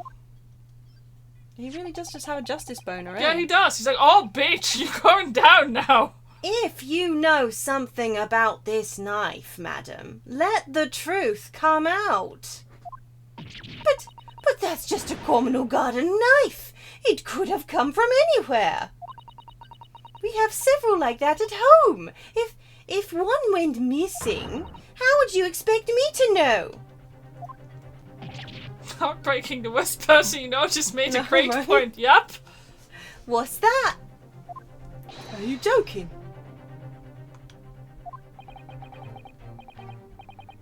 What are you saying? Please, Mrs. Garrideb. Sorry. Is that her saying that? Or No, you listen to me. Yeah. I guess it was? Yes, it was. I refuse to believe all this nonsense. Why didn't her name on it? I know, right? I couldn't bear the thought that I'd injured someone. Do you hear? I couldn't bear it. Unless it's your husband. No, right? Oh, the poor woman. But Oh yeah, okay, but also the she one was who got hit, yeah. yeeting things out the window. Yeah. So, yes, I want evidence. I want to see hard evidence if you're going to insist on this being my fault. Please stop clicking. Oh, through sorry. when Oh my I'm God, not I'm so done. sorry. I do read ahead Yeah. mostly, but I'm so sorry. You're going to have to prove to me that I threw that knife, if that's what you think. your knife gun. Come along now, chop chop, do your worst. Well, Well, Mr. Naruhodo, if I had evidence like that, believe me, I would have thrown it at her already. shoot it with your knife gun. Then take the stand, juror. Oh, The prosecution does not object to the defense's request to cross-examine this woman. Wow. Yeah, okay, so this is what I mean. Are we... this starts happening. And Yeah. I'm like, now I feel like we're going to have to save his butt in the next case. Yeah. Because this is him suddenly actually, yeah, Edgeworthing. Exactly. Yeah. Edgeworthing rather than Von Karmering. Like, is what I mean. Thank you, Lord Like- Von Zeeks. Yeah. I'm going to have to testify. No, you're gonna have to care about him. I That's think what these games do to you. yeah. You will care about the weasel. Juror number 4. As I am sure you will appreciate, having observed it with your own eyes today, witness testimony can lead to the most extraordinary truths being unearthed, truths of which the witnesses themselves may not even have been aware. Oh, dearie me. So I demand your full and unadulterated testimony. Oops. I do see it doing to myself too. Yeah, fine. See, I just have my trigger happy fine. fingers up. And mark my words. In this court of law today, we shall extract the truth. Because what happens, I hear the little audio cue of the it letters pings finishing. up and you and go, I'm bursting. "Boom!" Yeah, okay, that's fine, what fine, happens. fine, Sorry. yeah. Do you concur, counsels? Remember that I once clowned. Certainly, my lord. That's what I'm hoping for, my lord. Yeah, I'm very glad the judge getting dramatic different angles. This is such a strange feeling. For the first time since arriving in this country, it actually feels real. Mostly follows the rules, I think, quite loosely sometimes, and regarding what his evidence. I'm here in the Old Bailey, and I'm a lawyer. Just like that. Oh, she brought some tea for us all. Witness, state your name and occupation. Do you think we should start, getting crotch protection in case she gets upset and Yeah. starts pouring tea? I think so. She and Van Zeeks can have a beverage off where they just pour beverages on each other. I think the husband's probably enjoying some quiet time alone, actually. Yeah, Maybe. alone you say. Maybe he will show. He's not having what's it called? He wasn't having an affair, no. Ahem. And what's it called? That's very, yes. Oh, yes. My name is Joan Gardeb. And I'm a juror and such like. It sounds like even she doesn't know if she's a housewife or a maid or what anymore. The court has decided your testimony is required in order to clarify matters in this case. Do you understand, madam? Yes, my lord. You will tell the court everything that took place in your household on the evening in question. And I warn you, do not attempt to hide the truth. Because you will end up in an omnibus and set on fire. Oh, dearie me. Chin up, Joni. Nothing to worry about now. Ah! Bum! I was hoping so much that I wouldn't have to do that. Oh, I didn't know you were here, John. Wasn't only you in the room that day, old thing, was it? Rather think I ought to testify as well, don't you? But what about your knee, dear? Don't you worry about that. Hardly notice it. I am not the sort of chap to leave a comrade to face disciplinary action alone. Oh, John. I presume you're Mr. John Garrideb? Yes, sir. Former 2nd Lieutenant of the 3rd Regiment of the 4th Northumberland Fusiliers, sir. Seen my fair share of action and now living the quiet life, as it were. The quiet life? Were you not engaged in an incendiary battle with your spouse on the day in question? Well, yes. Quite. John Chad Garrideb. I believe this may represent a first in the proud history of the British court. Calling a juror to the witness stand is unprecedented. However, the court will hear testimony now, juror number 4, and that of your husband. You will recount clearly and concisely the events in your home at the time of the incident in question. Sir, at once.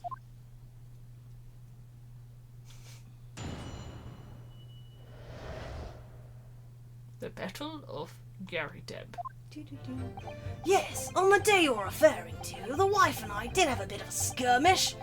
Can't recall the reason now. I can. Yeah. Knocked a candlestick over and set fire to the carpet.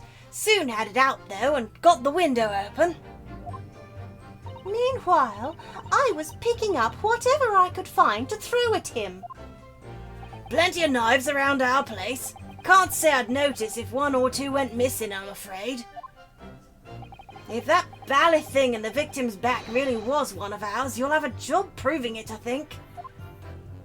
I mean, yeah. It sounds as though it was quite a battlefield on your household that evening. Although an entirely one-sided assault, it seems. The enemy's caught us on the hop, sir. Had no choice but to dig in and take defensive measures. To be honest, if the enemy had kept shelling us for another minute, we'd have been toast. Of course, a veteran such as myself is only too aware that on every battlefield you're just a gnat's whisker away from death at any moment. Are we still talking about a martial quarrel here? Marital. But Thank close. you, martial, marital. Well, I must say I'm dubious that this testimony will shed any light on the origins of this jackknife. In combat, one's focus narrows such that surroundings are barely noticed. These witnesses may not be able to offer anything more than they have testified already. This may be a dead end. Van Zieks may well be right. Well, whatever the chances, we only have this last cross-examination to uncover the truth, Mr. Naruhodo. Yes, I'm afraid so. Very well, counsel, begin your cross-examination.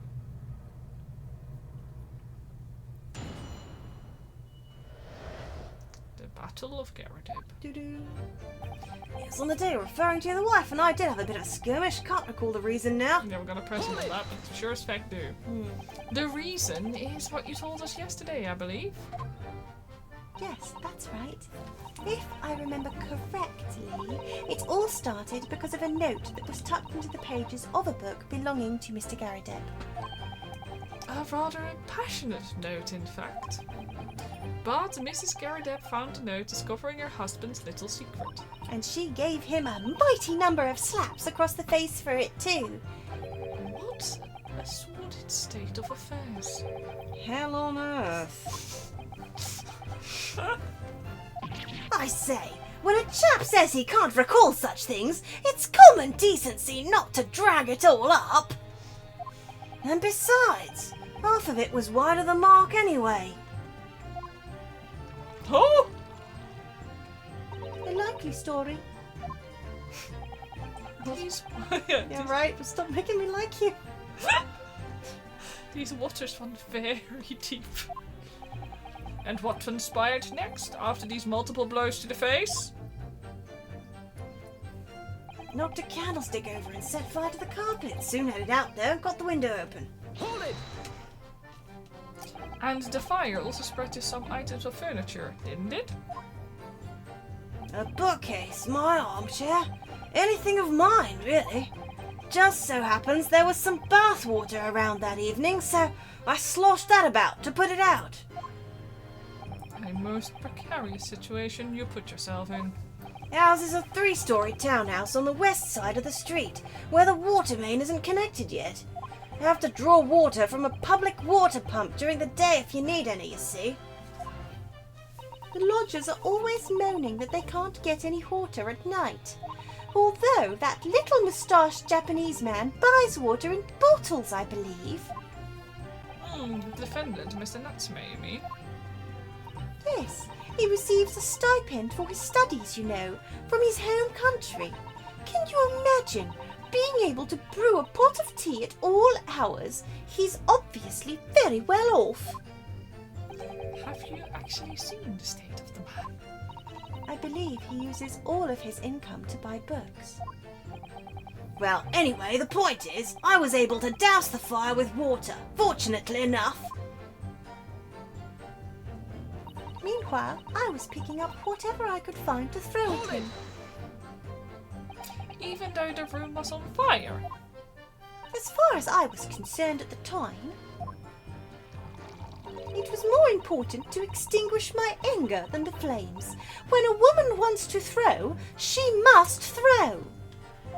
That is most certainly not the true of a Susato takedown, Mr. Naruhodo. How did you know I was thinking about that? So please, cast your mind back and try to remember. Was a knife among the items that you threw at your husband that day? In all honesty, I don't recall. But I feel I must point out that I'm no monster. Let me see. Some bread, a cabbage, garlic, a towel and sponge, a napkin. Oh. Excuse me.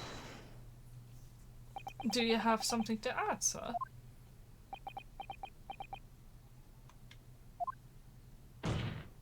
Mr. Gary Depp? Hey, don't shoot! Ah, sorry, I beg your pardon? Did your wife's remark did your wife's remark just now bring something to mind? Nothing of any significance, no. Just that the barrage of projectiles the old thing launched in my direction was somewhat more solid than she implies. Books, bricks, and the fire poker I seem to recall. Ouch. And the woman's aim is uncanny. She landed a direct hit with every bally. Ah! Good grief, woman! We're not at home now. This is a court of law. She is very abusive. She is. Like, mine hot. Oh, dearie me. Ever so sorry, dear. What'd she even do with a teapot in here? Honestly, John, I would never have thrown such things at you. Obviously. Well, take a look at this then. How do you suppose that happened, huh? Your pipe, sir? I had this thing in my hand as usual, at the time of the onslaught. Knocked it clean out with one of her soft projectiles, she did. Yes. And when I went to pick the thing up, it was broken in two. I'd like to see a sponge do that sort of damage. I see. Your pipe was broken. It would never have been sent flying unless it was hit by something pretty solid. Anyway, I've managed to bandage the thing up for now. You are one to exaggerate, aren't you, dear? I wonder what we could make of this account. It could be important. It's insignificant. I mean,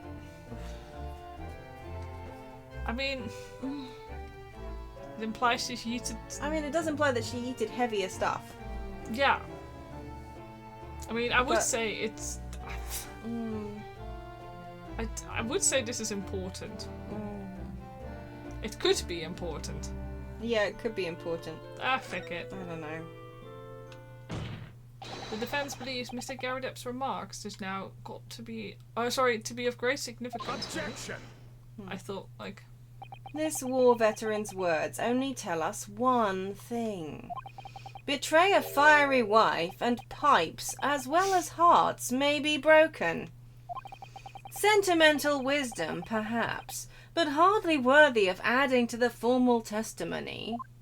indeed. Okay. Okay, common sense, one might say. Alright. Right one. In that case, would you at least permit us to examine the pipe, sir? Well, I don't see why not. Oh, dearie me, there you go again, trying to ingratiate yourself with a young lady. Very well. The court will accept a gentleman's pipe as evidence. Okay. So that Okay. wasn't incorrect, per se. We hope. Apparently he fell to the floor during a domestic dispute. He had with his wife and broke. I hope I didn't speak out of turn, Mr. Naruhodo. I was just feeling rather disappointed for you that your request was turned down. Oh, no, it's fine. Thanks to Susato-san, we have some new evidence to work with. We could examine it carefully. Yeah, okay. Just as I thought, okay, we'll do that straight away.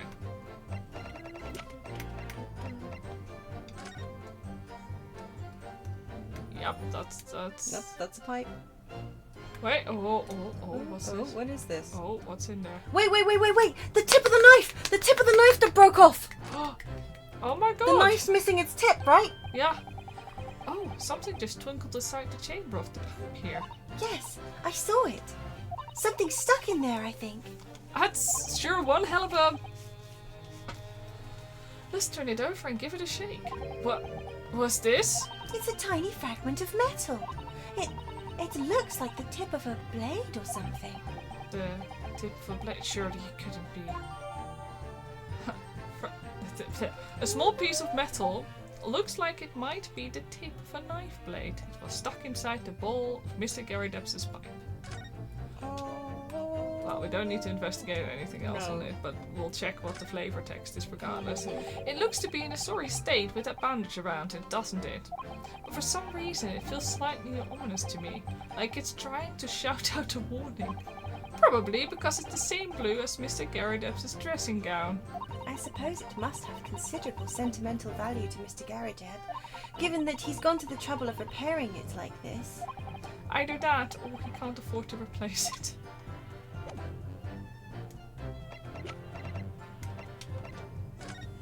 Because this bugger's missing a what's called, isn't it? Behold! Although, is it? We can't tell if it's big enough or not. It might just be too tiny. Oh, look here, it's in Naruhodo. Just the tip. Small piece of the There's a blade. little piece of the blade appears to be missing. Wait, part of it is missing? It could be wrong, but I've just got a feeling. You remember this? Ah, that's the tiny fragment of metal that we found inside Mr. Garadeb's pipe literally a second ago. Yeah. How could I forget it, Naruhodo? Yes, and just maybe. Oh my! It's a perfect fit. Oh, there we go. Somehow, I just knew it. Well, there we fucking go. Game, I've solved it. Well, thank you for that rebuttal, Mr. Garadeb. Now, if we could return to the crux of the matter. Is it crux in English? Crux, that's it. What can you tell the court about the knife used to attack the victim? We don't need to press him anymore. Plenty of leaves. Can't say I'd notice. Is there a line where we say where he says that? What's the last line of the stuff? Yeah, there you go. Yeah, so we will present a knife tip. We will present the knife. Yeah. Present. Yeah, knife tip. Sorry. Because I think this part. Yeah. It's the wrong part, but we found it inside of his. Mr. Garadeb, could I ask you to take a good look at this place? Where's he got the pipe back? You can ask, but I can't see a bally thing. You can't. Used to call me Dead-Eyed Deb back in the regiment, of course, but that was some time ago now. Even when I'm trying to enjoy a large print book by the fire these days, I struggle to tell a B from a D and a P from a Q, to be honest. Oh, he does.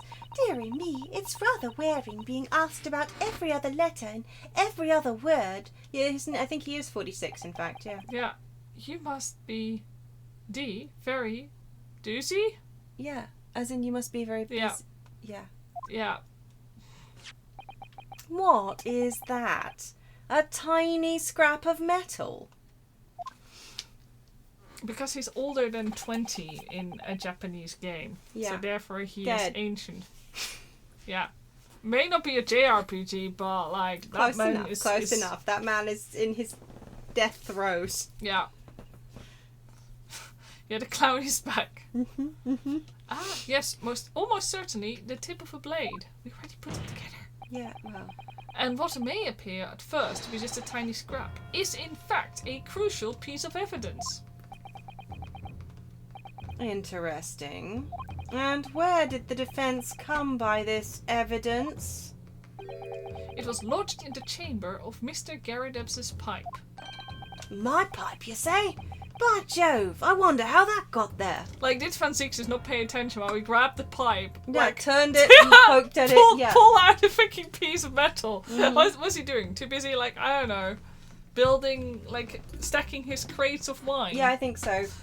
Putting one boot on the table, putting it down again, putting the other boot, putting it down. He's got to stretch his leggy out. Yeah. Yeah, you immediately turn into dust when you're over 25. I should know. I'm powder. Yeah. That's how I disintegrated earlier on. And what precisely does this fragment of metal signify, Council? Oh, you're right, Ganondorf. He was putting on his clown makeup. Ah, you're right. Are you suggesting that it is in some way related to the matter of the stabbing on Briar Road? I got this. He's going to be That's deaf okay. by the time he's 30. I am. What? When put together with another piece of evidence already in the court record, I believe this tiny fragment of metal will unravel the whole truth of this case, my lord. Yeah, I this just noticed that poor man has a hole in the back of his dressing gown, which is Oh my showing god, I missed that. his pants. Right? Yeah, you saw it too! I was distracted. I can't believe I missed it.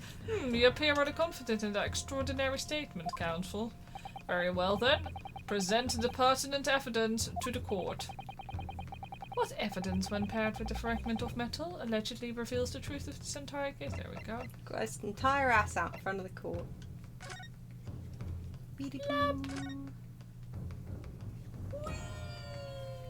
It's the knife. But I don't think... Oh, come on. Oh, you I just should just have given it. Rather, I thought they would, like, make me do the exact bit. Like, you know... Extraordinary, isn't it? And fills me with a Sense sense of of awe. awe. It's surely proof that miracles really can happen. Yes, and more miraculous proof I couldn't ask for. Yeah.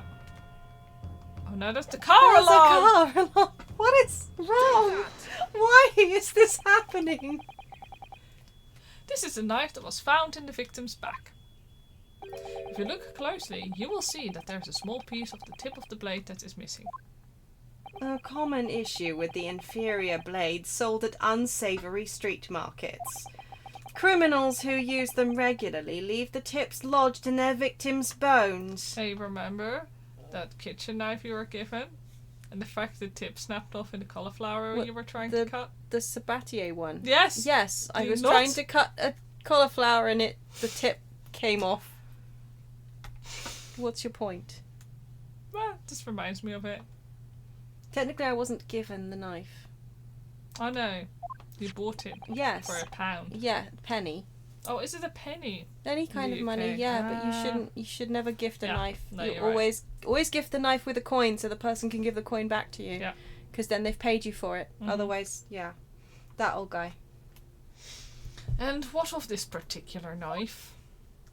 No doubt its tip has suffered a similar fate, now languishing somewhere near the spine of the victim. There's For no way her it's sake, supposed to go. I am glad that it's not. Yeah. Objection! No, that's not the case.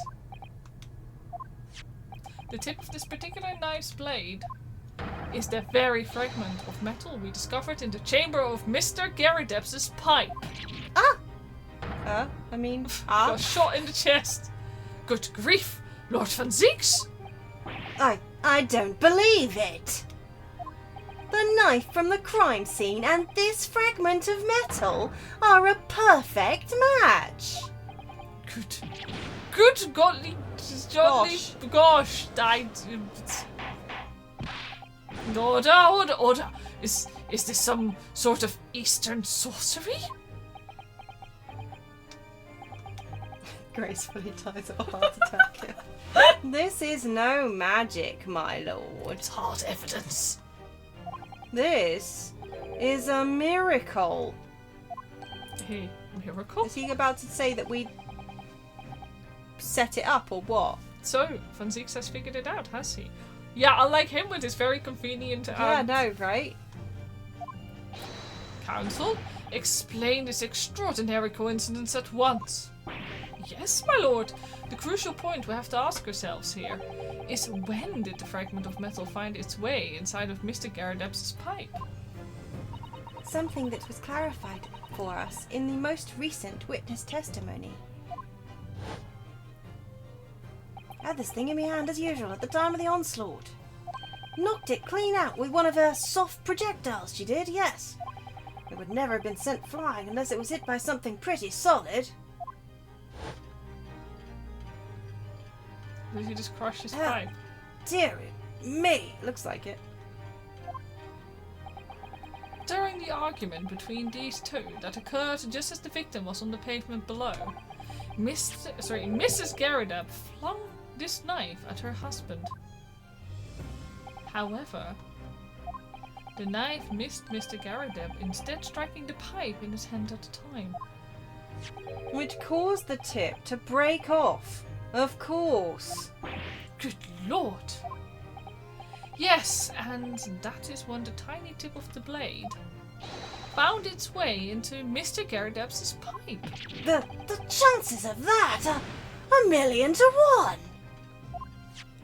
And yet there's no other credible explanation for how the tip of the blade ended up in your pipe. Then, after losing its tip, the knife ricocheted. Is it ricochet? Yeah. Ricochet. Yeah. It was like I don't know the English sometimes. Anyway, off the pipe and flew out of the open window. Oh. In short, this knife, which fell from the window of the Garridebs' house, is the very same knife that struck the victim in the middle of the back on the streets below. Oh my god, so much. Gosh, oh dear, oh no! And then I fancy Sharp to still stab someone even with that. It had some. Yeah, it fell but down. I mean, it fell from the 3rd floor, so it had some Oh, impetus. he's pulled his alcohol back out again. Is it gonna stay in his hand, or is it gonna end up in the lamps? A full. Oh yeah, and of course he's gonna bring out the wine puns again. A full-bodied theory, I'll give you that. A complex bouquet of seemingly trivial points, plausibly arranged to create an almost passable vintage. Oh. Allow me to toast my learned friend's characteristically Nipponese approach to bottling his argument. Sorry? Can't tell if that's supposed to be a compliment or an insult. Ah, there we go. There we go. Fuck you. But after all, it is just a theory. The bottle, I fear, is corked. Because, you see... Oh, the leggy's out again. It's spoilt by an insurmountable inconsistency. Insurmountable. What? Lord Van Zix, explain yourself. If he's gonna be all like, oh well, if the knife fell down on top of her, why is it in the middle of her back and not on her head? Well, because she got biffed in the head by a book, and she bent down to pick it up, and she got dinged in the back with a knife, and you are a fool, Van Zix! A fool! What is this inconsistency you claim to have identified? An inconsistency of the simplest nature, my lord. The victim was boom! Fucking called it, you bastard! The victim was found with the knife planted in the middle of her back. Yes, in her... Ah! No, we know that... Oh boy, there we go. That's right, you silly little man. Play the clown music. Now, General, then what are you getting so excited about? Let us consider the basic facts of the case once more.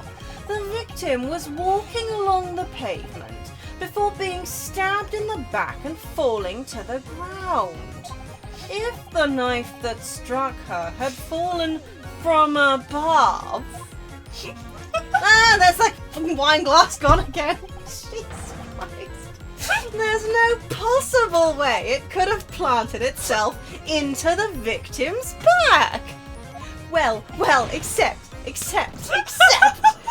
Look, see his butt. And she's on a box. I don't even she's standing on a box. Order! Ooh. Order! Quite right. You see, that's exactly right. If the knife had fallen on her from above, it would have been in her head.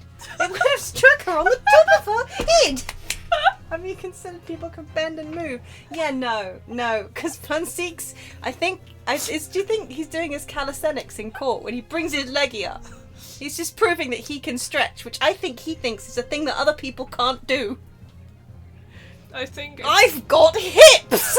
Oh, you don't have those, do you, my learned friend? Sorry. Well, come on, Rinasuke, you know. You know this, Rinasuke. You can do it, Mr. Naruhodo. He's lost for words, look. Oh, I knew it. I never liked his theory in the first place. I don't know though, what really did happen? What, eh? Huh? Uh, Can't hear you, mate, innit? Good gracious. It would appear the defense has made a rather spectacular blunder. No! If a theory has even one inconsistency, it cannot stand. Like the rest of you without hips. What? It was a... What is this him, not? One inconsistency, like all his shit. Picky, stop it. Stop it. Stop it. Your theory, my learned friend, is history. Shoot him in the teeth. We're so close, I could see the truth. We know what happened. I was so sure we were on the right track. But now the way has been blocked completely by just one simple inconsistency. No. It must have been the wind that knocked the knife there like the flower. Yeah, that's the one. That's exact. I think you've got it, Ganondoodles. Yeah. Knife gun out. Wind in. Vicious, murderous wind. Knife wind. What did you say? That the wind cuts like a knife? So Yeah. clearly this is just... Garuda. Or in other words... We simply need to eliminate that one inconsistency, and the theory will stand. It's fine. This is Otto. You mustn't worry, Mr. Naruhodo. You were just caught off guard, that's all, and your mind went blank. But if the path you were on is indeed correct, then a way will present itself. We know. The key to this is in the court record, I'm sure. All the information you need is there.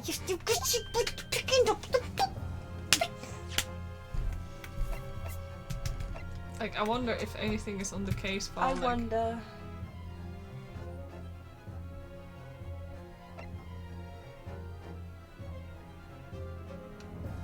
No. No. Well, we'll find out what happens next. We know what happened. It seems you have nothing to say, my Nipponese friend. Well, your silence speaks volumes. A tacit acceptance that your theory is fatally flawed.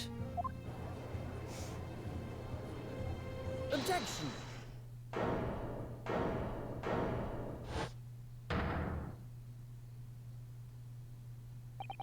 This inconsistency doesn't mean I was on the wrong track, sorry. It means that I need to sharpen my mind and dig deeper for the truth. It's a test. Oh, okay, we're not auto-playing this part. That's fine. Yes! If the knife fell on the victim from above, there's no way that it could have hit her in the middle of her back. Under normal circumstances, that is. What are you implying? I'll take the bottle away from him. Counsel? There is a piece of evidence in the courtroom that can explain this inconsistency. That can explain how the knife that fell from above could have pierced the victim's back. We already have the answer. Good news. Utter madness. I'm gonna have to stop doing that because my throat's starting to hurt. Ugh. Surely this must be the last time. Counsel, present the evidence of which you speak.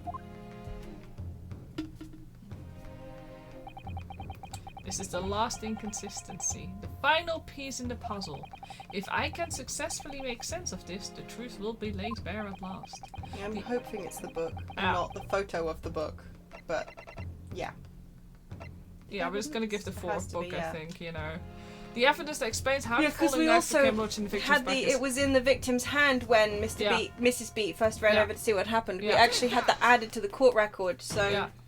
This, the fourth book found at the scene. This is the final piece of evidence the defense will present. The burnt book? Is that not Mr. Garrideb's book? Yes, and to understand its significance, we have to consider how it came to be at the scene in the first place. This photographic print clearly shows the book in question. See, they were both relevant, so. And the victim holding it in her hand. But as we all now know, it was the police constable that put the book between her fingers like that. No, quite so. As part of the wholesale transplanting of the crime scene to be to the opposite side of the road. Why does the judge always? He's just tripping over his He's words. yeah. He's getting stressed for the case. Yeah. That's true. However, as part of this testimony, Constable Beat made an extremely enlightening statement on that point. But what made you place that book in the victim's hand? Oh, well, sir, that's because that's how I found it. When we first ran over to the scene, the victim was already holding the book. So, when I moved everything, I made sure it was still in her hand. In other words, the victim had already picked the book up of her own volition. And clearly, that must have been before she suffered a knife wound. Well, I should say so. After being attacked with a knife, I don't imagine she'd have been doing much of anything. So the question becomes, why did the victim have that book in her hand? He's had a lozenge, so he's going to sound Yeah. different, okay? By jingo! I think I'm beginning to see what may have happened now. Oh, dearie me. We know that the book fell from the top floor of the Garrideb household onto the pavement below at precisely the moment that the victim was walking past. Yes, at exactly that moment. The young woman was walking along the street in the light fog, when all of a sudden, a book fell right in front of her. The book I threw. Yes, Mrs. Garrideb, and what do you think the woman did? What would you do if you were walking along and suddenly a book landed in front of you on the pavement? Well, I really can't imagine it, but I suppose she might have reached down. She's a cutie, actually. Isn't she sweet? Yeah. Holy moly. And picked the book up. Sorry. Yes, that is exactly what the woman in fact did. She picked up the book. Oh, heavens! And when the woman reached down to pick the fallen book up, what position would her back have been in? That's right, facing the sky, completely and utterly defenseless. Then, in the very next moment, while the woman was still bent over picking up the book, the next object fell from the room above, the jackknife, straight into the middle of her back. And at that same time, walking by chance directly behind Miss Green, was the defendant, Mr. Soseki Natsume. Well, I never! It appeared to Mr. Natsume that the woman simply collapsed on the floor. In the dark and the fog, he didn't see the knife falling on her from above. Oh, And from the other direction, the constable and his wife saw no one but the victim and her apparent attacker. So there never was a real culprit to run from the scene in the first place. No, this was nothing more than a series of unlikely events that culminated in an unfortunate accident. And that is the real truth behind this case. Hope she'll be okay. Yeah.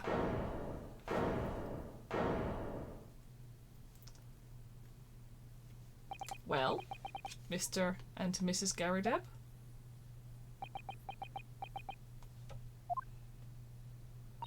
very first time you showed me that knife, I had my suspicions. I wondered if perhaps it might have been something like that. There, old bean.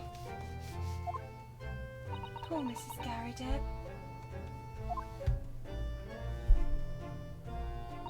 Of course, I never meant for anything of the sort to happen, but it was all my fault, wasn't it? Saying, Vroom. I take full responsibility. I let my anger get the better of me. I threw that book. And I threw the knife as well.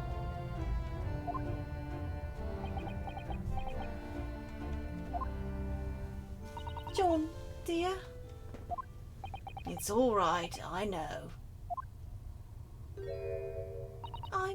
I'm ever so sorry. Truly. I'm sorry. Plop. oh god, she fell off her. Oh! Oh! But his knee!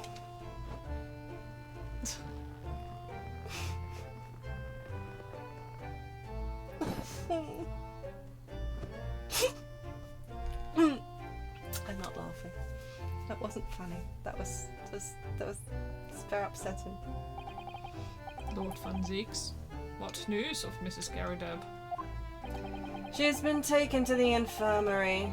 It would appear that today's events had left her in an especially flustered state. I mean, it was funny, but also Yeah. I feel like I shouldn't be laughing at it. However, I believe she will recover in due course. There's no cause for concern. Yes. Unbeknownst to themselves, they caused what could easily have been a terrible tragedy. Like I've just been sitting here while they just I guess took so, yeah. how many hours was that? Maybe we were all chatting amongst ourselves about the omnibus. Yes. They shall have to prepare themselves for the consequences of their actions. There is some good news, however, my lord. Is there? I have just had word from the hospital where the victim is being treated. Her condition is improving steadily, and the doctor believes she will regain consciousness soon. Good, then she can confirm if this happened. Well, I mean, I assume, yeah. It's strange. We've been talking about the victim all this time, but we've never once met her. How wonderful.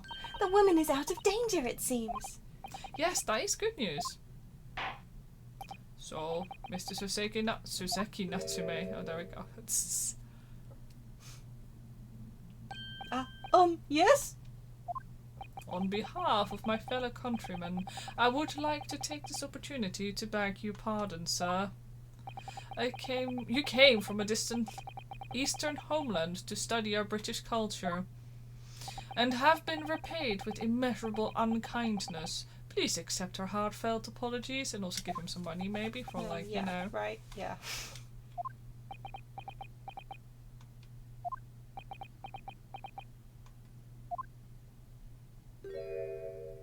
No, it is me who should be begging your pardon.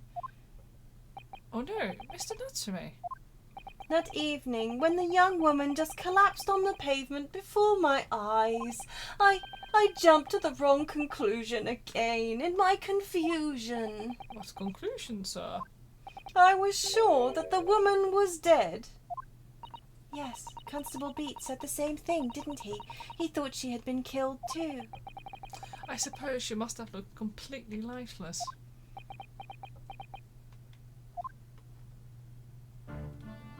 It's been about a year since I arrived in Great Britain now, but I still can't get used to life here.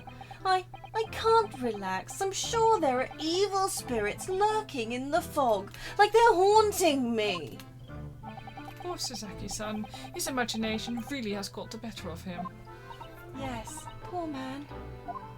So when it happened, I thought the young woman had been taken by the fog spirits. I should never have dropped my books like that and run away. I should have called for help, for a doctor, for the police. Instead, I've managed to create a rift in the relationship of trust between our two empires. And for that, I am truly sorry.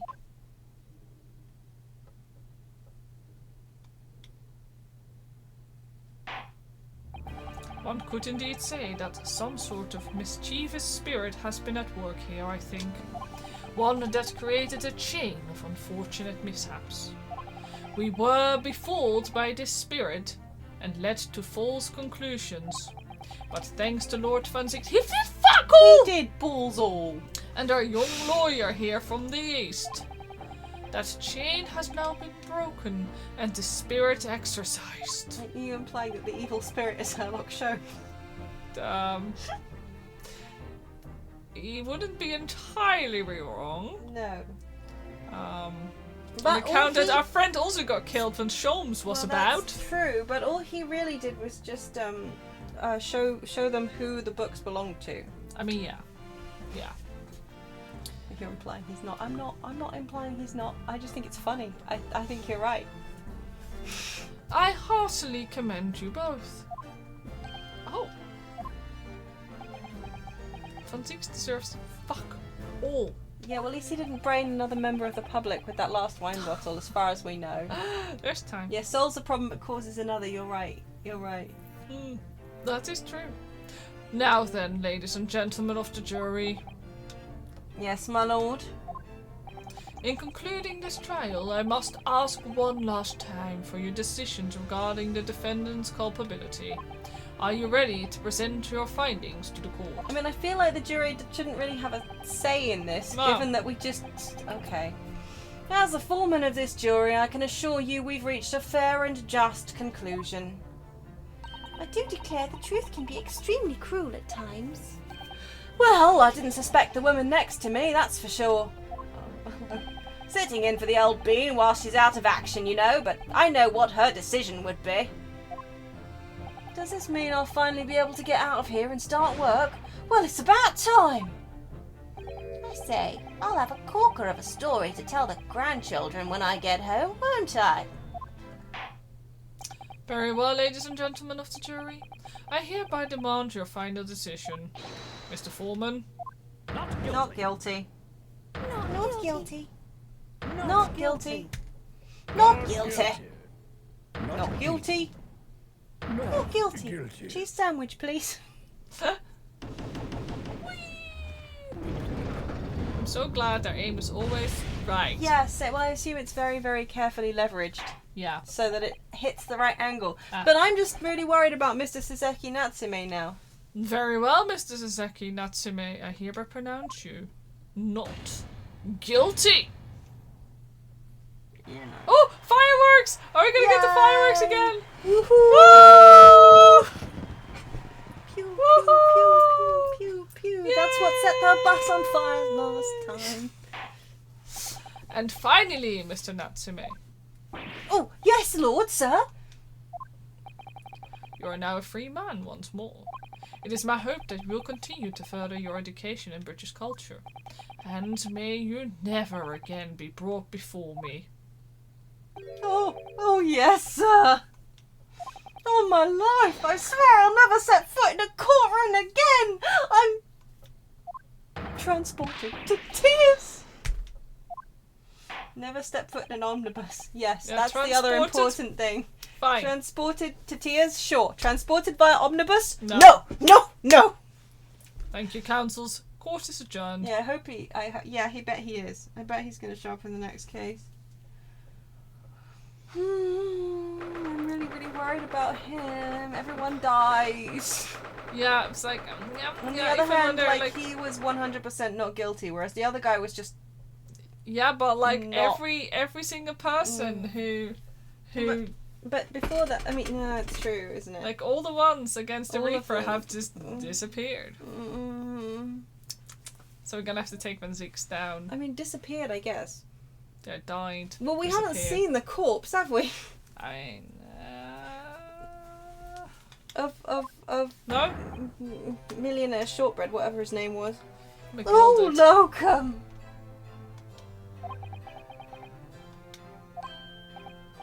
Wait, you mean me? Of course! Is there another locum here?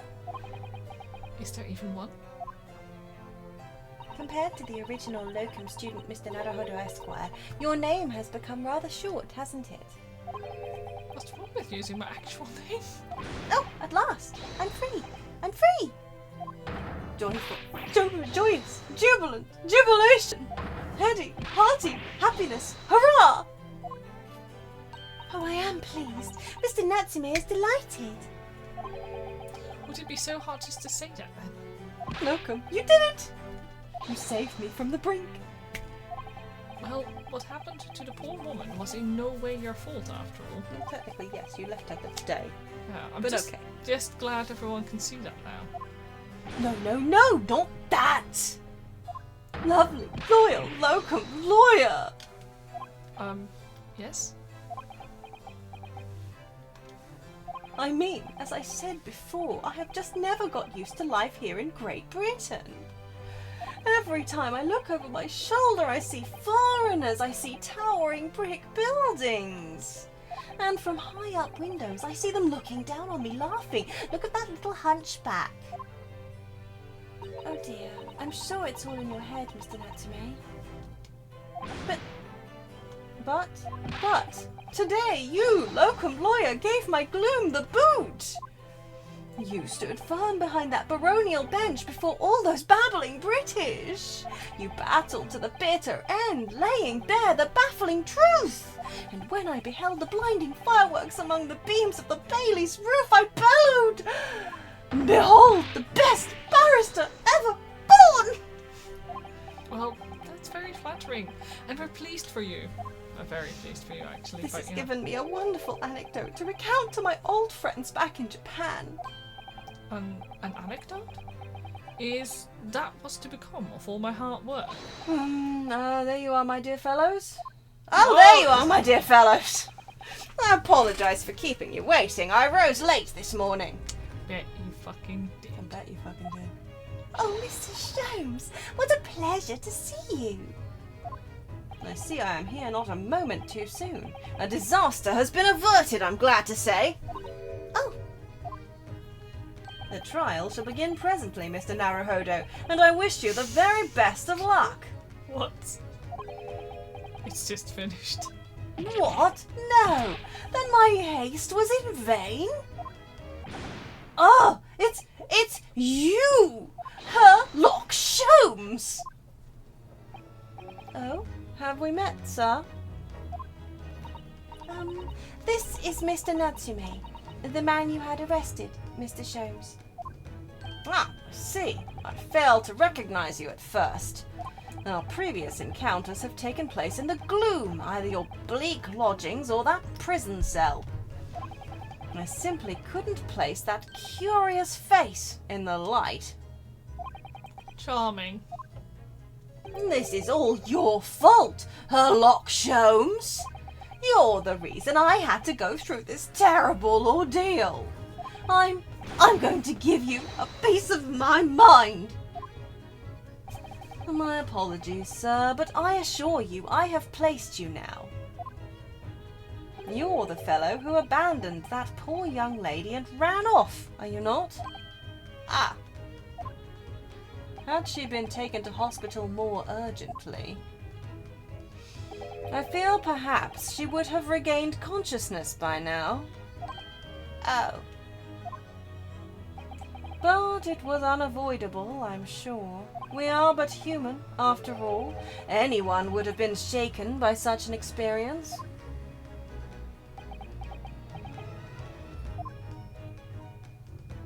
I do feel very badly about how I behaved. Well, never mind. Now then, what was it you wanted to say to me, sir? Nothing. Priceless! Oh, I am sorry, really, but that was quite priceless. Poor Suzuki-san.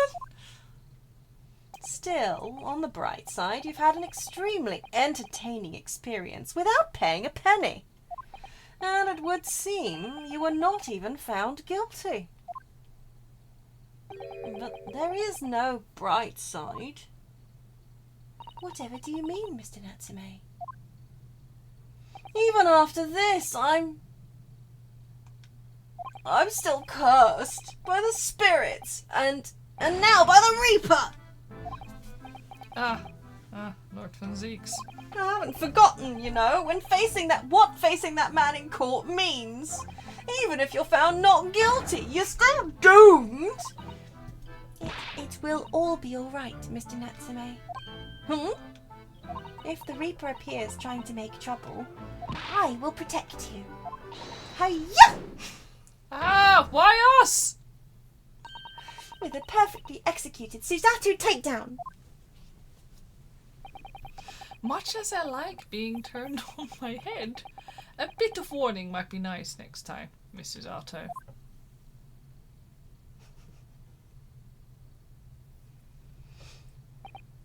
So, Mr. Natsume, what do you intend to do now?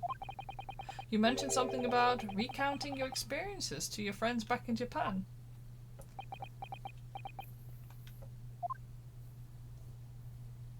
Yes, I intend to return to my homeland soon. Oh, It has already been a year since I arrived here in Great Britain. I've visited universities, libraries, bookshops. I've been honoured with the tutelage of professors. I've learnt so much about the wealth of literature here and the city it has shaped. And I've come to realise that it is my calling to sail home and tell my fellow countrymen about it. Your boat is gonna sink. oh dear. That's very touching, Mr. Natsume. Or, in perhaps less veiled terms, you wish to withdraw halfway around the world to escape the terror of the Reaper's curse. That's not it at all! The more I learn of literature, the more this strange feeling claws at my insides. I feel compelled to return to my roots and attempt to pen a work of my own. Oh, I see. A work of literature by Suzeki-san. Could be an interesting read. And what about Miss Susato and yourself, Mr. Naruhodo? Sorry, what about us? Will you return to Japan alongside your moustached compatriot? No, we have to solve an omnibus murder. Why would we? A week has not yet passed since we arrived in London, and only now does it feel as though we have finally found our feet. And you are accommodated in a hotel at present, are you not? That's right, but we need to find lodgings before it bankrupts us. I've calculated we can only afford another 10 nights before our entire budget is exhausted. Well then, you could take my lodgings. Oh, the windowless room. Ah, but what it lacks in windows, it more than makes up for with a floor, a ceiling, and walls. Great. And of course, I'd be happy to leave behind the accursed evil spirit. Oh my, an evil spirit. Oh yes. It tries to suffocate you while you sleep. It's a cat, isn't it? It's an infallible wake-up call. It's the cat. It's the cat. We'll think about it, if that's alright. Perhaps I can offer a more welcome alternative. Would you consider taking lodgings with me? I think I'm going to take the dank room. Actually.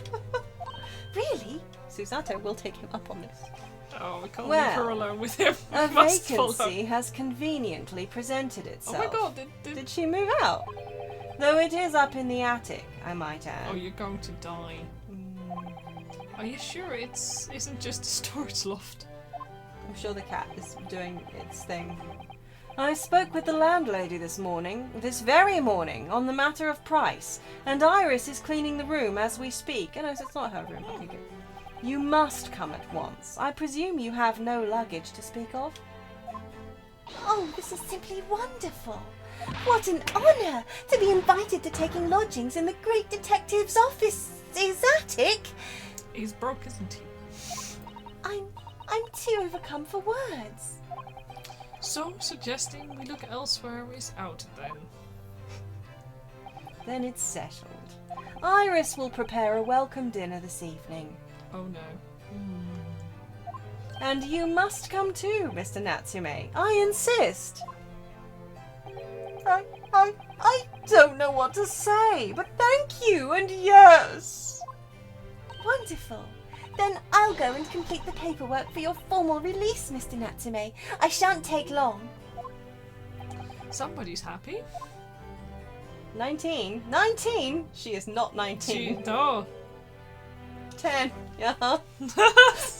Locum. I knew that you wouldn't let me down. I'm truly delighted to have met you here in London. This is how Suzuki's going to get poisoned. Yeah, probably.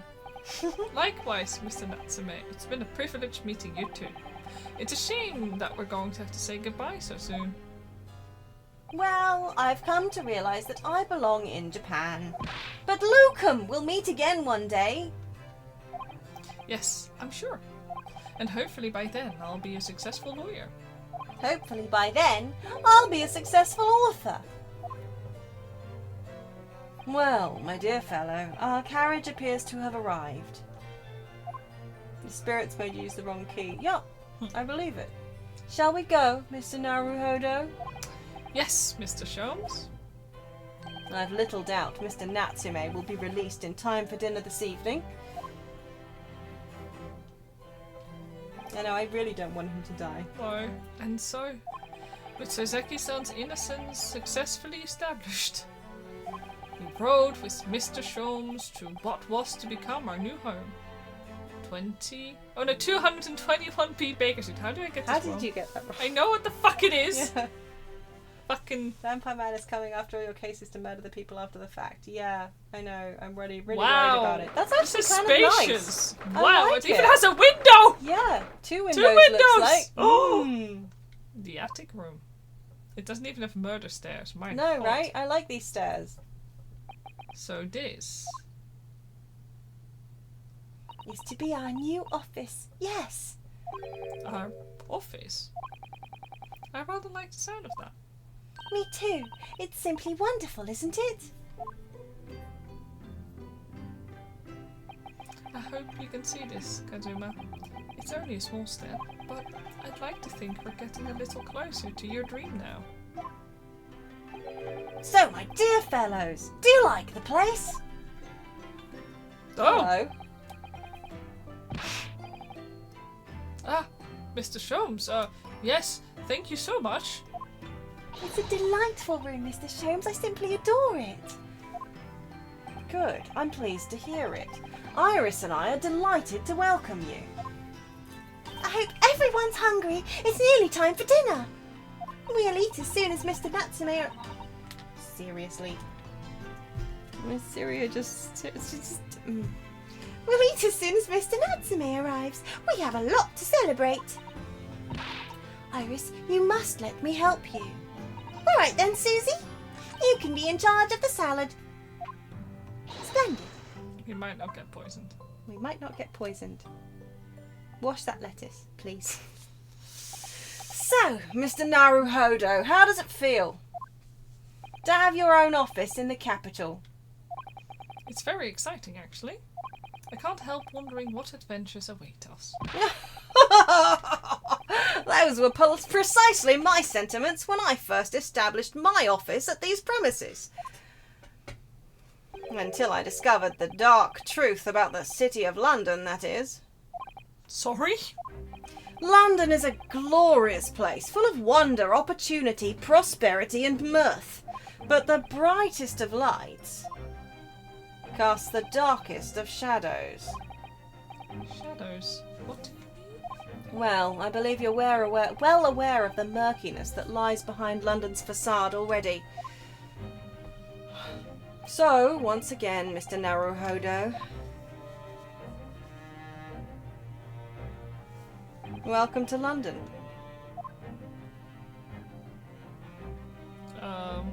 Foreshadow? Ominous? Of course, at the time, I had no idea of the significance of those words Mr. Sholmes so casually spoke. Oh boy. But it wasn't long before my turn came. Oh boy. To lift the facade and see the true depths of the murk that lay behind it. Oh boy. Pardon me? Alright. Did we just finished the case of the clouded kokoro? Landed in London. Yes. And let's see if there's something right after it. No, that's the. Yeah, so this is going to be the last This is going to be case the last now. one, but given how long the previous one Yeah. was, I think. Yeah. So that's a perfect place to end cliffhanger for now. Yeah. to leave it on. Wow. I'm quite excited, but also oh no, last case. Yeah. Yeah, I'm a little sad. Man, I'm gonna miss all these assholes. Yeah, same. Except maybe Francis can Yeah, still get in well. the pin.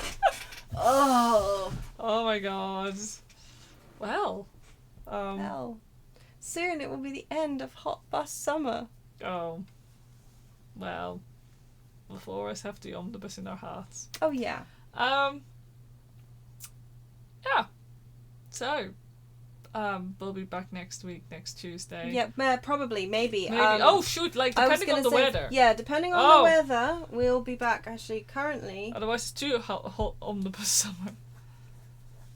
It might. It's supposed to might be be- okay again on Yeah, Tuesday. it's supposed to be okay again on Tuesday, but if it's not, we might skip Tuesday or Wednesday or whatever, because Yeah. it's currently supposed to be like 31 degrees on like Sunday and Monday.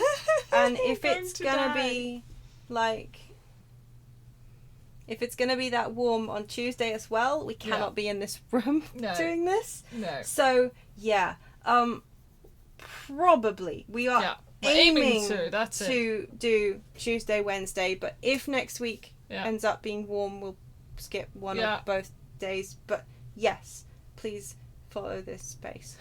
Yes. Yeah. Okay. We- Well. Yeah. Okay.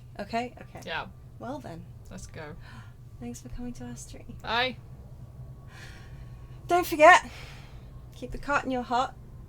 It will always be Hot Bus Summer Somewhere. somewhere. Always follow the kobold motto: live, laugh, objection. Even when in the cloud. Even when we're in the cloud, or yeeted out of the cloud, Bye. or planes. Planes, so many planes. Why are there so many anyway? Until next time, hope you'll be well. Good night. Good night.